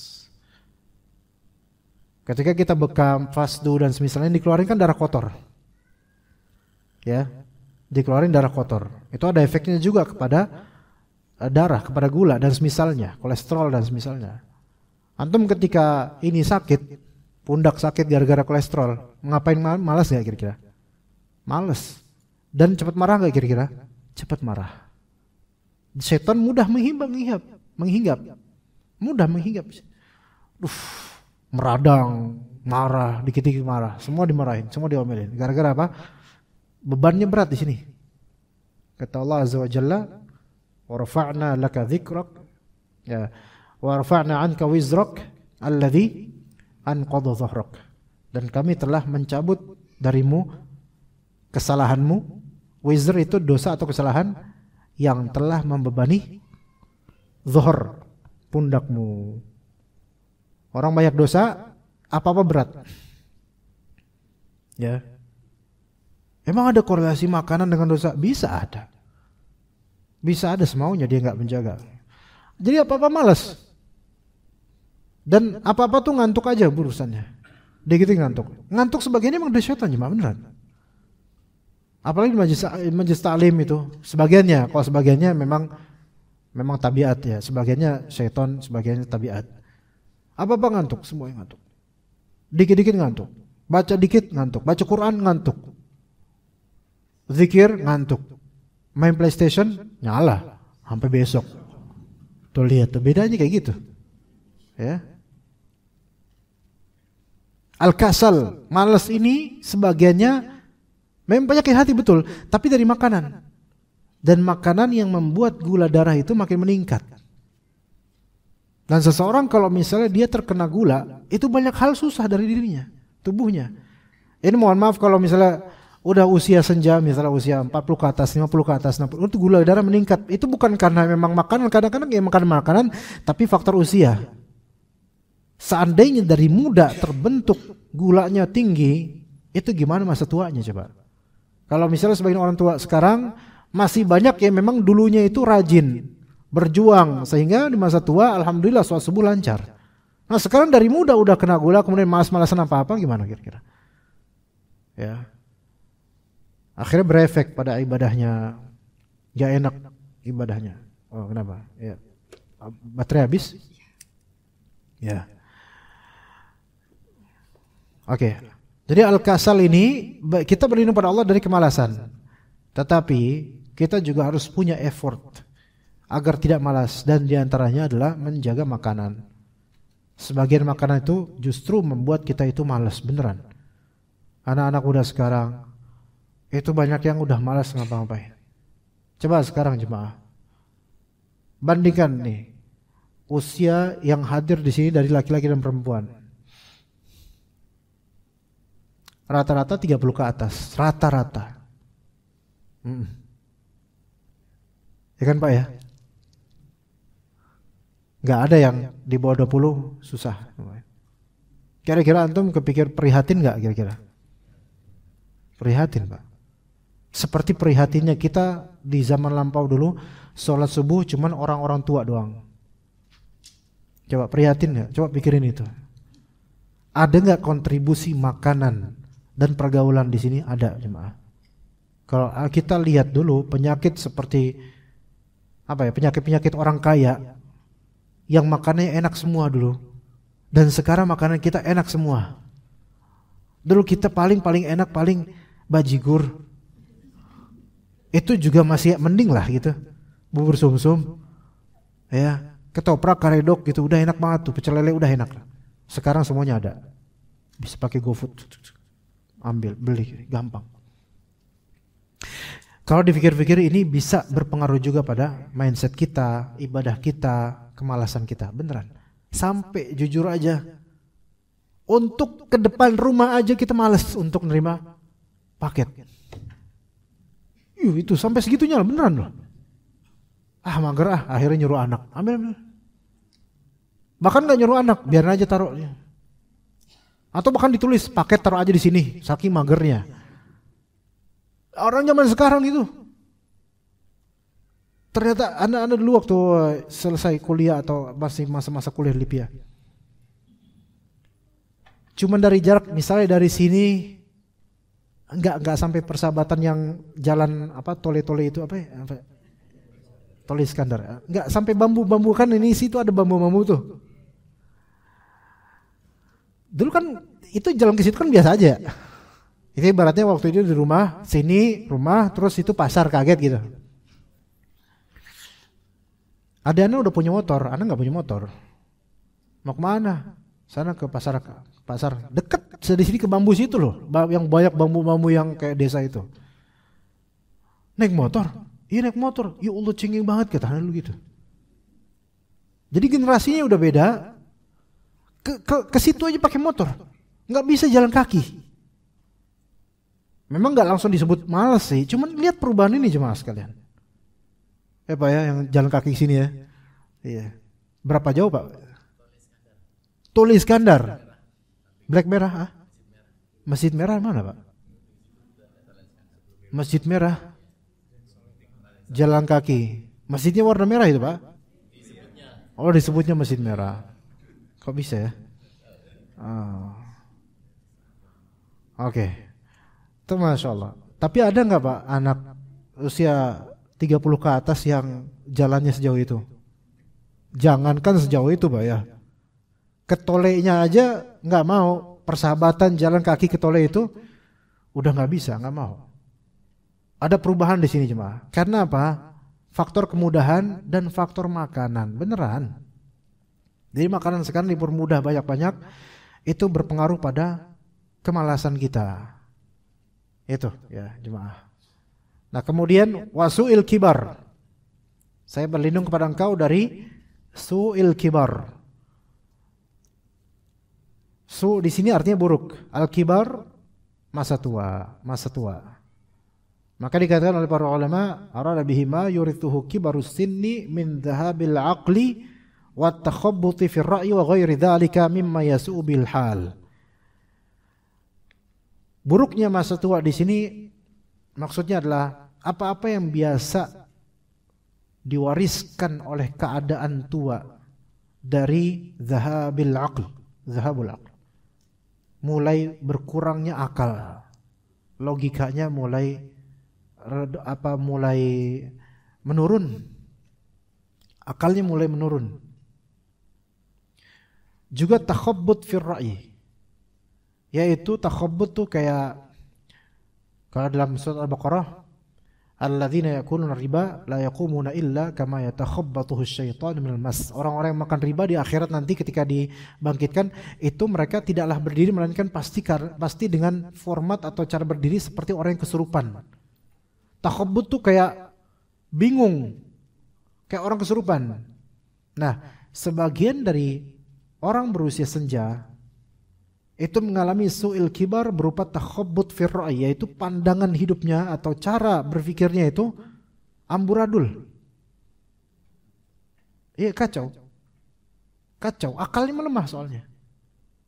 Ya, kemudian mengalami apa? Mengalami penyakit seperti pikun, ya Alzheimer dan kemudian dan seterusnya banyak, kompleks macam-macam. Yang itu membebani banyak orang. Dan menjadi beban keluarga bagi anak-anaknya. Kalau anak-anaknya kurang mau berbakti. Tapi memang benar jadi beban, subhanallah. Bahkan sampai sebagian anaknya kemudian mendoakan semoga lebih cepat lebih baik gitu kata anaknya. La haula wala quwwata illa billah. Karena saking beratnya beban ini gitu. Ya. Ini su'il kibar. Tentu memang di masa tua itu memang ada banyak keterbatasan, kekurangan. Itu sebagai warning dan peringatan dari Allah dan rahmat dari Allah.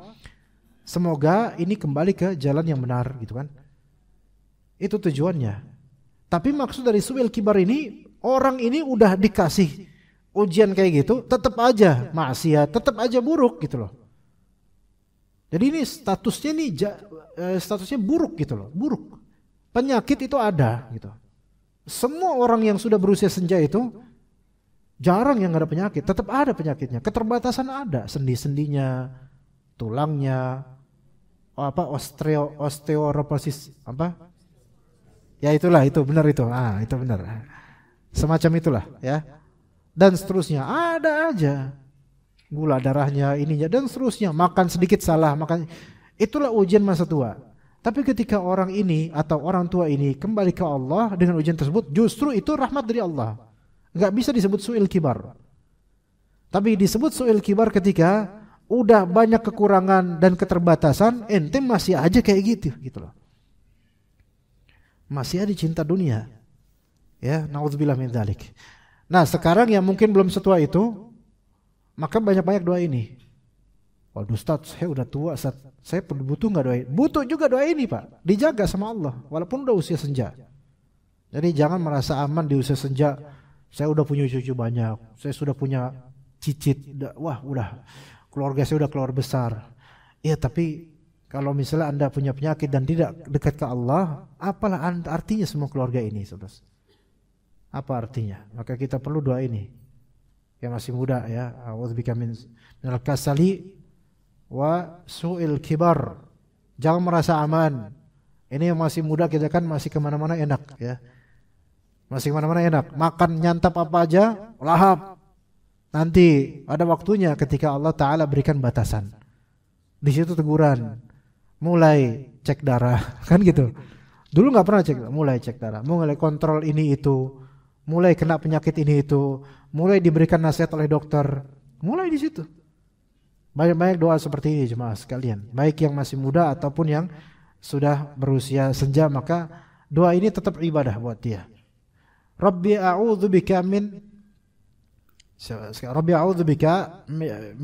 azabin fin nari wa azabin fil qabr Wahai Rabbku, saya berlindung kepada Engkau dari azab di neraka dan azab di kubur. Na'udzubillah min dzalik. Azab di neraka dan azab di kubur. Dan ini sebenarnya azab di barzakh jelas, azab kubur itu jelas. Adapun azab di akhirat, sebenarnya azab di akhirat itu ada beragam macam. Sebelum neraka, na'udzubillah min dzalik, itu ada azab-azab sebelumnya. Bangkit dari kubur pun, maksudnya bangkit dari kubur di alam akhirat, bukan di dunia, nggak ada di dunia bangkit dari kubur, tapi filmnya ada ya. Bangkit dari kubur di akhirat itu sebagian orang udah kena azab. Seperti tadi ya, alladzina yakulun riba la yaqumuna illa kama yaqumul ladzi yatakhabbathu asyaitanu minal mas. Orang yang memakan harta riba itu di akhirat langsung kena azab. Jadi bangkit langsung kena azab. Dan ketika kena azab itu dengan bentuk azab yang semua orang tahu, ini azabnya orang yang dulu pas waktu dulu makan harta riba. Ya. Ini azabnya kayak gini. Itu apa? Dia jalannya tuh kayak orang kesurupan. Jadi di marking, ditandain sama orang-orang, oh ini pelaku riba. Itu. Kemudian juga ada pelaku niyahah, yaitu orang yang meratap dengan kepergian atau kehilangan atau kematian orang yang dicintai. Dia meratap, menangis, meninggikan suara saat nangis, atau dia merobek bajunya, atau menampar pipinya, atau melempar sesuatu, gak terima dengan takdir. Itu ketika dia tidak taubat dan mati dalam keadaan belum bertaubat dari itu, maka di akhirat akan dibangkitkan dengan keadaan punya pakaian tapi berbahan dari panas. Kalau logikanya di dunia itu kayak buat aspal tuh loh, yang hitam. Tuh, sakitnya gimana? Itu padahal belum ke neraka loh, belum. Itu dibangkitkan dengan cara itu. Na'udzubillah. Kemudian orang yang na'udzubillah min dzalik, orang yang mati karena bunuh diri, sengaja mati karena bunuh diri, maka dia akan dibangkitkan sesuai dengan cara dia bunuh diri itu. Na'udzubillah min dzalik. Kalau dia bunuh diri dengan gantung, dia dibangkitkan dengan gantung diri kayak gitu. Orang-orang akan melihat, ini waktu itu bunuh diri tuh. Jadi dan dosa-dosa lain yang ada dalam hadis. Jadi yang seperti ini itu sudah kena azab dan sudah populer duluan sebelum dibukakan semua amalannya, udah dipopulerin sama Allah Azza wa Jalla.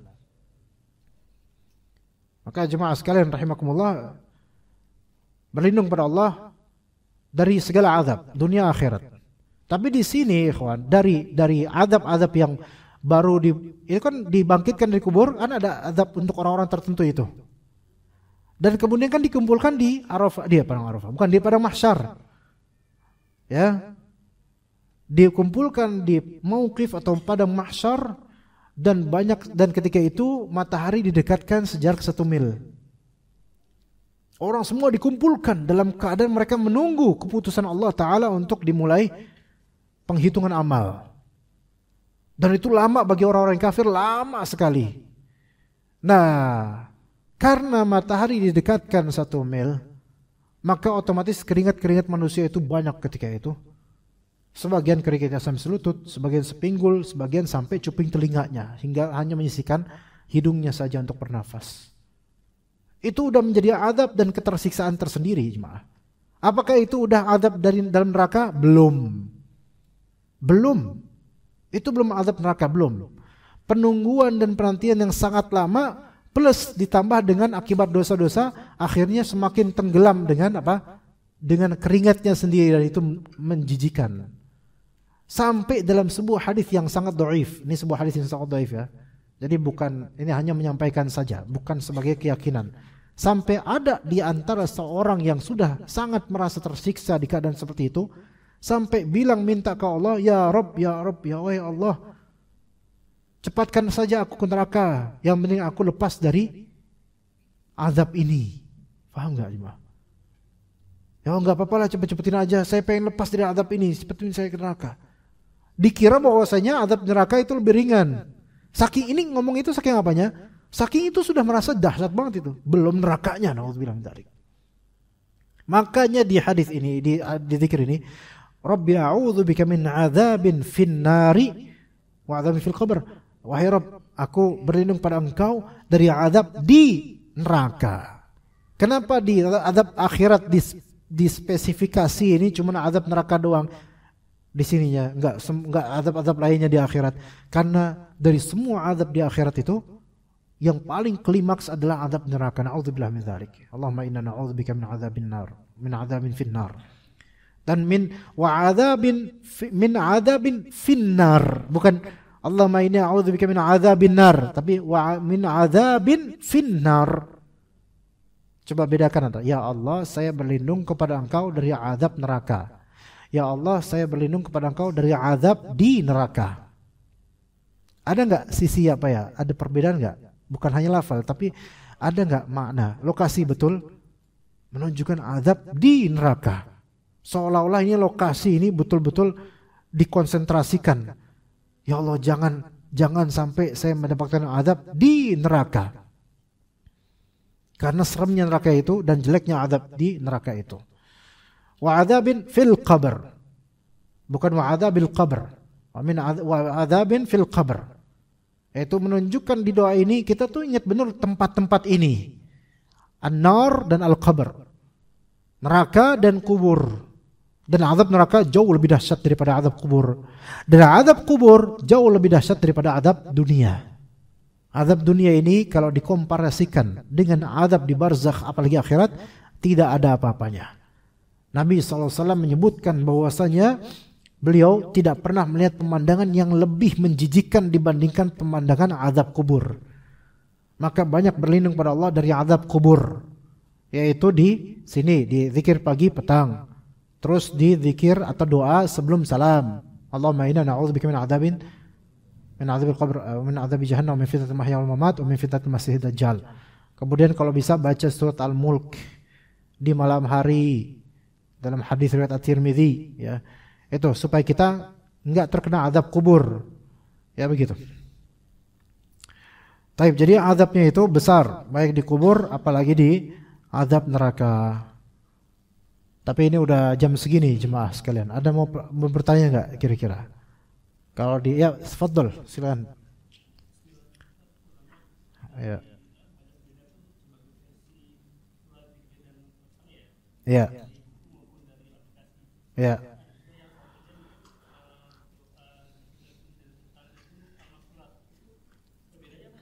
Al-Ma'thurat itu biasanya itu buatan Hasan Al-Banna bukan?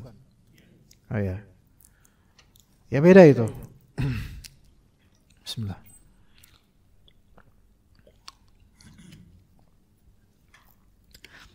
Al-Ma'thurat, sebenarnya istilah Al-Ma'thurat sendiri istilah yang memang masyhur di kalangan ulama. Tapi kan Al-Ma'thurat ini nama buku, bukan nama istilah. Al-Ma'thurat itu arti istilahnya adalah sesuatu yang ada asarnya, yang ada hadisnya, ya wiritan yang ada hadisnya itu ma'thurat. Tapi yang ditulis di buku itu yang biasa baik teman-teman ikhwan muslimin, teman-teman Haroki itu mereka pakai buku Al-Ma'thurat itu, ya wallahu alam itu tidak direkomendasikan. Jadi cari kitab-kitab atau buku-buku zikir pagi petang yang setiap dari zikir itu antum bisa melihat footnote-nya berujuk pada hadis apa gitu. Ya seperti itu aja Pak. Ana pribadi enggak merekomendasikan untuk diri ana atau siapapun, baik itu atau kitab lainnya seperti ada di buku toko-toko buku seperti Majmu' Syarif atau lainnya, itu enggak. Ya beda ya. Kalau yang zikir pagi petang yang memang masyhur di kalangan Ahlussunnah, di kalangan Salafiyin, itu semua bisa dipertanggungjawabkan soal hadisnya, ketepatannya, ya, dan tidak ada tambahan-tambahan. Adapun kitab-kitab lainnya, baik Al-Ma'thurat atau lainnya, maka itu ada beberapa poin yang mungkin perlu diperhatikan apakah ini sesuai atau tidak. Ada nggak hadisnya seperti ini gitu. Itu dicermati lagi ya. Kita perlu buka lagi itu bukunya kalau memang mau meneliti itu. Seperti itu, jadi tidak. Cukup aja sekarang banyak kok zikir pagi petang yang memang sesuai sunnah, banyak sekali sekarang. Di aplikasi juga ada. Dan perlu validasi dan penelitian lagi, ini benar gak penanggung-jawabannya gitu terhadap sanad hadisnya. Ya begitu, ya Pak. Ya, fadhol.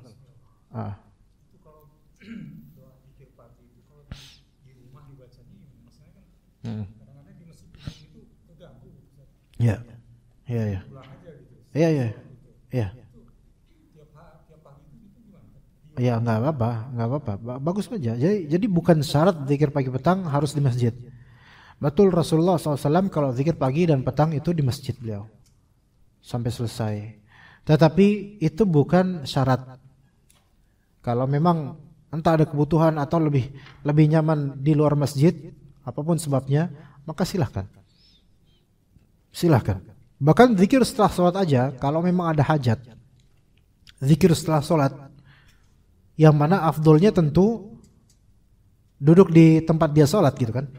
Tapi kalau emang ada kebutuhan, langsung keluar dan zikir sambil jalan itu nggak masalah. Syekh Abdullah bin Jibril rahimahullah, beliau ketika ditanya akan hal ini, bolehkah saya ketika ada keperluan untuk setelah salam saya zikir setelah sholatnya itu sambil di jalan, maka boleh, itu nggak masalah. Apalagi kalau emang ada hajat, jadi bukan syarat. Hanya saja tentu lebih afdal, kalau nggak ada hajat tentu jauh lebih afdal tetap di tempat. Nah, zikir pagi petang itu lebih fleksibel daripada zikir setelah sholat. Bisa di mana aja, ya. Di majlis ta'lim zikir pagi petang boleh, tapi jangan terlalu transparan ya, dan terlalu tampak. Ya, nggak enak ustadznya, soalnya nanti kesal juga ngeliatnya. Ya, misalnya ustadz kajian subuh, ada subuh besok misalnya.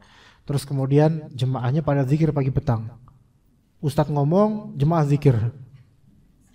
Sebel nggak tuh ustadznya? Sebel. Ana pernah dulu di Keranggan di satu masjid.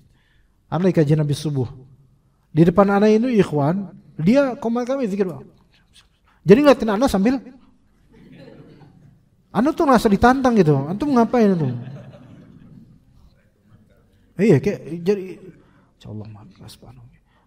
Ana sambil ngeliat dia ceramah, antum ngapain? Zikir, antum kalau zikir di belakang aja. Biar enggak kesel, ana kesel ngeliatnya. Kesel, Pak. Bener, kita kayak ngomong kayak kajian itu kayak kita enggak didengerin. Bahkan kayak dia tuh kayak ngantangin, lu ngomong gua ngomong kayak gitu. Jadi kalau misalnya dalam keadaan seperti itu pun, kalau memang mau zikir pagi pas lagi kajian boleh, tapi ya pahamilah ustadznya juga kesel juga ngelihatnya, bukan karena anti zikir, bukan, tapi memang kita ketika lagi ceramah kan antum juga zikir jadi nggak enak ya, jadi mungkin agak menghindar sedikit gitu di pojokan gitu ya, seperti itu. Jadi nggak apa-apa untuk lagi jalan di mobil, di motor, nggak masalah.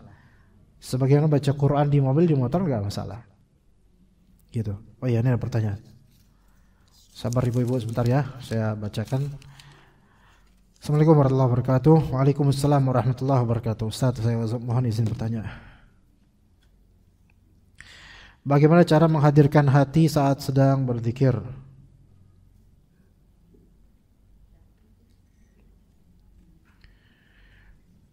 Terkadang kita tidak fokus pada saat berzikir.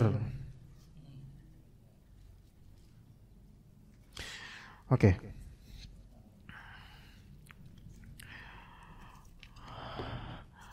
Cara menghadirkan hati kita saat sedang berzikir, kalau misalnya kita baca Al-Quran, maka fokus, tidak melihat ke hal yang lain. Ya pokoknya umumnya zikir seperti itu. Kalau bisa fokus, tidak mengalihkan perhatian ke yang lain, kalau bisa. Namun kalau tidak bisa, maka fokuskan aja, nanti tunggu waktunya lain, waktu yang lain. Ya, kalau misalnya lagi nyetir nggak bisa zikir, maka nanti pas selesai nyetir, gitu. Tapi sebagian orang bisa saat nyetir zikir dan konsentrasi, ada sebagian orang bisa. Jadi orang beda-beda. Atau dia di atas sejadahnya dia zikir, terus ke hal-hal yang lain, pikiran-pikiran lain. Maka di sini yang perlu kita gini loh, kita perhatikan.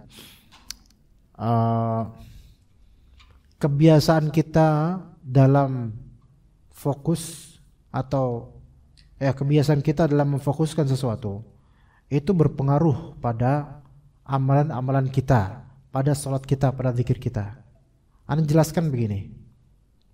Semakin kita itu gampang untuk atau semakin kita gampang terganggu atau gampang mengalihkan perbuatan ke perbuatan lain atau gampang lihat-lihat video-video pendek, itu sebenarnya semakin semakin mudah kita itu untuk terganggu dan teralihkan. Gitu. Dan itu penyakit banyak orang di zaman sekarang, nggak bisa fokus. Jujur aja begitu, banyak orang zaman sekarang nggak bisa fokus. Dan kualitas fokusnya orang-orang zaman dahulu ketika belum ada internet itu lebih bagus daripada umumnya orang-orang zaman sekarang. Karena apa? Pengaruh handphone dan beragam aplikasi dan opsi dalam handphone itu, notifikasi dan seterusnya. Gini, dalam dunia neuropsikologis atau neuroscientist itu ada namanya dopamin.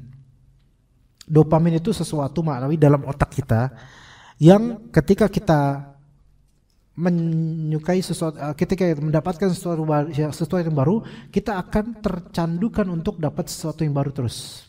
Baru. Dan itu sebenarnya kalau kita pelajari di kita udah mulai terjangkit penyakit adiktif untuk sesuatu yang sifatnya baru.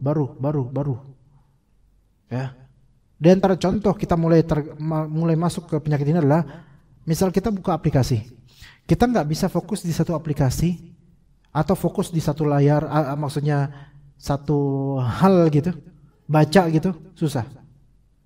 Melainkan selesai ini baru selembar sehalaman baca, kita mulai buka aplikasi lain, lihat-lihat ada kabar baru nggak, notifikasi baru nggak, YouTube ada yang baru nggak, ini ada yang baru nggak. Nah itu berarti udah kena penyakit ini kita nih. Dan itu berpengaruh pada zikir kita dan pada salat kita. Beneran? Coba kita lihat diri kita masing-masing nih Pak. Dalam 1 jam kita buka handphone, mungkin kita telah mengeksplor 10 aplikasi dalam handphone ini. Dan bahkan dalam setiap dari satu aplikasi, setiapnya kita sudah scroll up dan down banyak hal. Coba pikiran dari jam misalnya jam 11 sampai jam 12, jadwal buka HP. Oke. Facebook dulu nih. Lihat status teman, status musuh, status kawan, status lawan. Lihat ini, oh ada video reels yang buka, orang mancing, orang ini dan lagi 15 menit selesai. 15. Liatin ya Instagram. Instagram kayak gitu juga sama. TikTok, lebih-lebih lagi. Lihat orang salam 2 jari, salam berapa jari nggak tahu dah tuh. Nah terus dan seterusnya. Nggak puas lagi lihat YouTube kemudian. Wah ada video baru ini. 1 jam selesai. Ada 4 atau 5 aplikasi media sosial dibuka dan setiap dari aplikasi itu selalu up dan down, scroll up dan down, itu selalu itu. Dan coba dari 1 jam tersebut apa faedah yang antum dapatkan? Gak ada ilmu yang antum dapat. Bahkan yang tadi lewat dari kajian Ustadz aja udah lupa. Itu pengaruh dari kita tuh terlalu memforsir dopamin atau apa? Mudah hal yang baru. Akhirnya yang sudah ini tuh lewat semua. Nggak ada yang masuk ke hati. Ini mengganggu konsentrasi. Sehingga kalau kita zikir, kita tuh kayak bosan dengan apa yang gini-gini aja. Kan zikir kan diam sambil baca gitu. Cepet lama banget ya zikir pagi petang ya gitu. Pengen genggam HP gitu loh. Tuh lihat tuh, udah ada sisi adiktif di sini, tercandukan, ya kan? Tuh lihat. Oke, kita bisa tahan nggak megang HP, tapi karena pikiran biasa berselancar dengan hal yang baru, akhirnya kita mikir sini. Itu fitnah zaman sekarang, yang banyak orang nggak sadar, tapi harus disadarin. Dari yang muda, bahkan sampai yang tua, yang dulu bisa konsisten zikir, sekarang mulai mikirin, tadi seru tuh di TikTok, udah tua TikTokan, itu misalnya. Tapi bisa aja kayak gitu. Bisa aja. Itu udah penyakit tuh. Itu satu. Kedua, tadi tidak fokusnya kita itu karena pembiasaan kita untuk mengaktifkan dopamin terlalu sering. Itu hal yang baru itu. Itu satu. 2, kita mungkin kurang memaknai. Sehingga nggak bisa fokus. Makanya perlu paham nih. Zikir pagi petang misalnya, maknanya harus paham. Kalau memang pengen fokus, maknanya paham. Karena kita nggak bisa fokus akan sesuatu yang kita tidak tahu apa maksudnya. Coba antum ngeliat papan tulis. Fokus. Lama-lama kan bertanya, lah gue ngapain kayak gini? Karena nggak ada apa-apa di sini. Ya enggak? Gitu. Jadi kalau kita mau fokus sesuatu, apa maksudnya saya di sini? Apa maksudnya saya berbuat ini? Apa maknanya ini? Nah itu harus tahu. 2 hal itu. Hindari kebiasaan yang membuat kita susah fokus di media sosial terutama. Kedua, yaitu apa? Fahami dan maknai. Ya gitu ya. Adakah tempat yang dilarang atau tidak diperbolehkan untuk berzikir? Nah, dalam riwayat Aisyah radhiyallahu anha di Sunan Abu Daud atau At-Tirmidzi disebutkan, karena Nabi SAW yadhkuru rabbahu fi kulli ahyanih. Nabi SAW itu senantiasa berzikir mengingat Allah Ta'ala di semua keadaannya. Sebenarnya tidak ada tempat yang terlarang untuk mengingat Allah. Nggak ada. Bahkan di kamar mandi pun kita tetap mengingat Allah. Itu kalau zikir maknanya ingat Allah. Tapi kalau zikir maknanya yaitu zikir dengan lisan, maka di sini para ulama mengecualikan di kamar mandi, di tempat buka aurat, atau di tempat yang banyak kotoran dan najis, maka itu dimakruhkan untuk melafalkan zikir-zikir di situ. Begitu. Kata para ulama, baca Al-Quran di kamar mandi makruh. Makruh, bukan haram. Tapi kalau baca Quran disebut dimaksudkan untuk ibadah di situ atau untuk tilawah sengaja di situ, bisa menjadi haram karena ada sisi perendahan terhadap Al-Quran. Ya seperti itu. Jadi pada asalnya di bumi manapun ini nggak ada tempat yang dikecualikan untuk tidak berzikir pada Allah. Nggak. Semuanya dimanapun kita berzikir pada Allah dari segi ingat Allah. Tapi dari segi pelafalan, kalau bisa di kamar mandi atau di tempat sampah, TPS, kalau bisa jangan. Tapi itu pun masih hanya makruh. Contoh nih, kasih contoh. Saya pernah ngajar di daerah Bantar Gebang. Dan itu saya pernah tersesat di gunung-gunung sampah. Subhanallah, itu pernah tersesat di dalam. Itu gunung sampah benar itu. Itu baunya itu, alhamdulillah udah lupa baunya kayak gimana. Cuman luar biasa itu baunya tuh. Sampai benar-benar rengat pala itu, subhanallah. Itu gunung-gunung sampah. Anak naik motor sendirian dan gak ada orang di mana-mana. Dan kemudian anak mau ke suatu pesantren dekat situ. Itu kemudian tiba-tiba kan itu masa-masa hujan. Ya gimana coba? Gunung sampah dan habis hujan. Mantep gak itu? Itu kemudian ada genangan air. Dan ini genangan air menutupi jalan dan panjang banyak itu. Dan ini gunung sampah. Antum naik motor, kira-kira mau lanjut gak ke genangan air itu? Kan takutnya gak balik ke kehidupan, katanya gak balik ke kehidupan nyata, kan itu gak tahu di situ ada apa gitu kan. Genangannya itu genangan tenang gitu loh, tenang. Ini kalau saya lanjut takutnya ini sumur, jangan-jangan nih kan. Itu di situ kemudian berzikir kemudian karena ada rasa takut. Gak ada siapa-siapa di antara gunung sampah, ini genangan air, terus banyak lalat-lalatnya. Boleh gak berzikir di situ? Gitu loh. Jawabannya boleh dan tetap dianjurkan. Tapi ini kan sampah semua. Iya. Loh kok boleh dan tetap dianjurkan? Karena kita nggak ada maksud untuk apa-apa, melainkan kita lagi butuh sama Allah ketika masa-masa itu. Ya, jadi boleh kalau misalnya memang dia butuh banget untuk berzikir ketika itu boleh. Takut ada jin, ada syaitan, ada apa? A'udzubillahi minasyaitonirrajim. Bismillahirrahmanirrahim. La yadurru ma'asmihi syai'un fil ardi wala fis sama' dan seterusnya. Boleh seperti itu kalau memang sangat butuh. Tapi pada asalnya kalau bisa tidak dulu. Tapi zikir di hati aja, di hati aja. Assalamualaikum. Waalaikumsalam. Ana pernah bermimpi di tengah malam ada 3 ekor ular hitam yang memasuki badan ana melalui tengkuk leher belakang. Mimpi tersebut seperti nyata dan terasa ular hitam tersebut berada di tulang belakang ana. Lalu ana terbangun yang ingin tanyakan apakah itu salah satu sihir atau jin yang masuk ke dalam diri ana? Zikir apakah yang harus anda terapkan untuk menghindari hal tersebut? Mimpi bertemu dengan ular. Ular itu ada beberapa tafsiran sebenarnya. Kadang memang sihir. Nah biasanya kalau 3 itu biasanya sihir. Ya kalau ularnya 3 biasanya sihir. Ya. Dan 3 ular itu biasanya 3 ular itu biasanya ular yang besar. Anda nggak tahu nih. Ini ada tulisan besar nggak? 3 ekor ular hitam. Hitam doang, nggak besar. Takutnya kan hitam tapi ular kadut gimana? Nah ini ular hitam besar misalnya. Nah biasanya ularnya yang jenis ular yang berbisa. Biasa gitu, hitam, pekat, mungkin kepala segitiga, atau mungkin hitam pekat ini seperti kobra atau semisal itulah. Kalau misalnya ular ini ya masuk ke tubuh di mimpinya, ada kemungkinan memang ada yang berusaha untuk menyihir. Ya begitu. Tapi kalau misalnya ternyata di mimpi itu kita berhasil untuk menghancurkan tiga-tiganya, itu berarti ada yang berusaha untuk itu, cuman alhamdulillah Allah jaga. Begitu ya. Seperti itu. Oke? Kenapa Anda bisa ngomong kayak gini? Karena Anda pernah di samping Anda dukun. Rumah Anda di samping Anda dukun. Dan ketika itu istri juga bermimpi persis 3 ular. 3 ular. Bermimpi 3 ular dan kemudian ular itu mau menyerang kami, kemudian tiba-tiba Anda datang di mimpi itu, lalu Anda tebas lehernya satu persatu.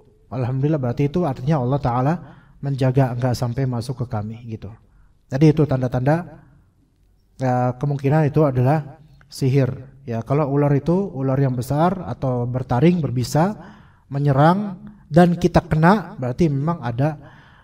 Kalau misalnya sampai 3 atau lebih, pokoknya banyak gitu, biasanya itu sihir. Tapi kalau misalnya itu ular cuma 1, terus nggak ngapa-ngapain, ya bengong ular itu, maka berarti ini ya nggak apa-apa. Itu menunjukkan wallahu alam ada orang di keluarga atau di lingkungan dekat kita yang membenci kita, udah gitu aja. Tapi nggak sampai memberi madarat buat kita. Iya. Karena memimpi ular itu udah berapa kali mimpi ular tuh? Sampai mimpi ular di tangan anak itu. Enggak. Tapi nggak ngapa-ngapain. Diem aja ular itu. Itu menunjukkan ada orang yang membenci kita di dalam lingkungan kita, baik keluarga atau lingkungan. Tapi dia nggak ngapa-ngapain, selama nggak gigit maka nggak ngapa-ngapain. Tapi kalau ini masuk ke tubuh dan sampai kerasa, berarti ada sesuatu. Nah, yang harus dilakukan adalah jangan panik. Sihir itu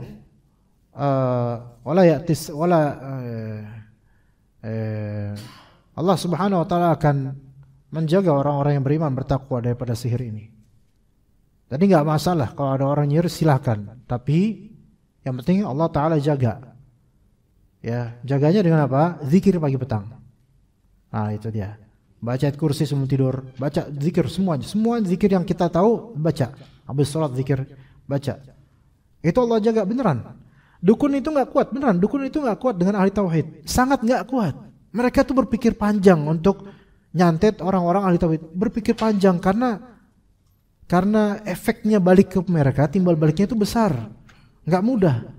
Beda dengan orang yang juga pakai jimat atau orang yang tidak bertauhid. Itu mereka senang untuk gampang ini mah. Tapi ahli tauhid itu bentengnya kuat.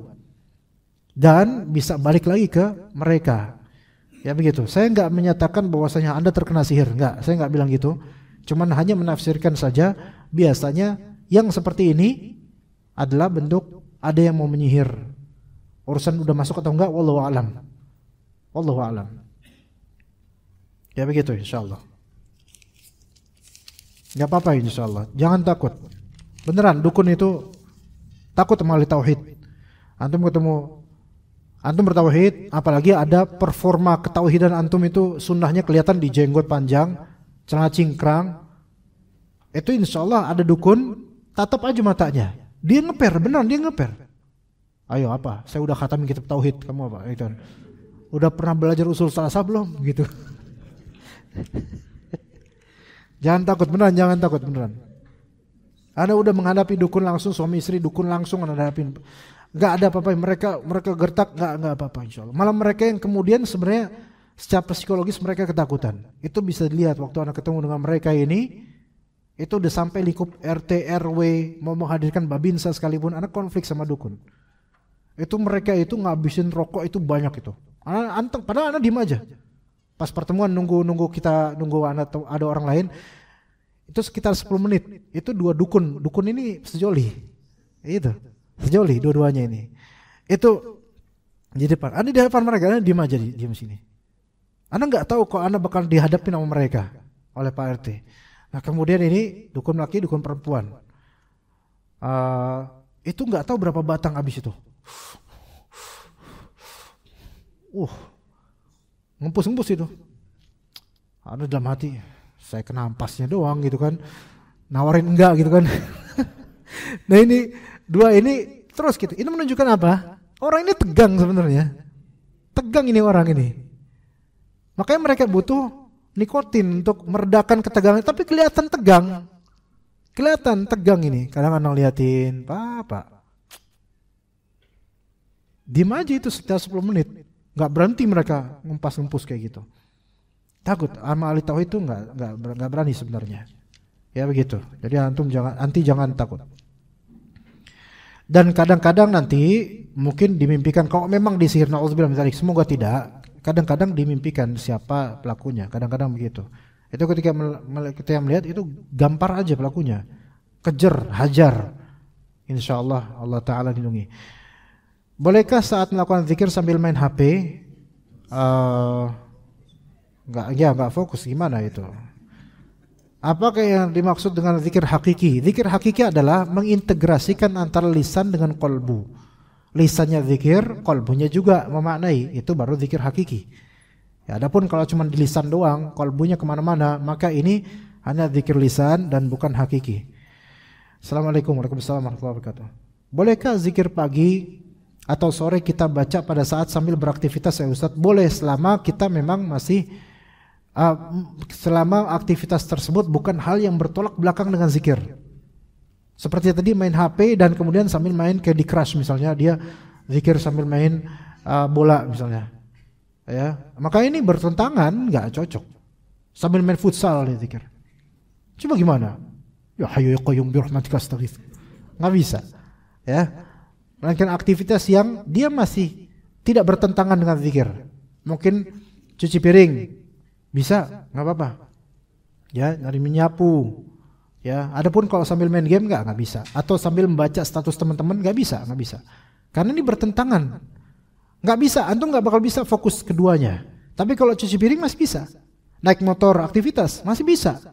Masih bisa naik motor, naik mobil masih bisa. Begitu. Main volley nggak bisa, main volley sambil zikir. Allahu Akbar bisa, Allahu Akbar. Tapi nggak bisa kalau zikir pagi petang sambil main volley. Bolehkah di antara salah satu zikir pagi doanya kita baca pada saat sujud di waktu sholat? Boleh. Tapi bukan niatan zikir pagi petang, melainkan zikir mutlak di saat sujud kita ambil dari zikir tersebut boleh. Ada beberapa zikir pagi petang yang sangat bagus dan bisa kita baca di kesempatan lain. Tapi jangan kita khususkan seolah-olah ini doa saat sujud saja. Ya jangan dikhususkan begitu. Wallahu a'lam. Mungkin cukup sampai sini. Jazakumullah khairul jazaa atas kehadiran antum semua. Barakallahu fikum jami'an. Wa sallallahu ala nabiyyina Muhammad wa ala alihi wa sahbihi ajma'in. Subhanakallahumma bihamdika asyhadu an la ilaha illa anta astaghfiruka wa atubu ilaik. Assalamualaikum warahmatullahi wabarakatuh.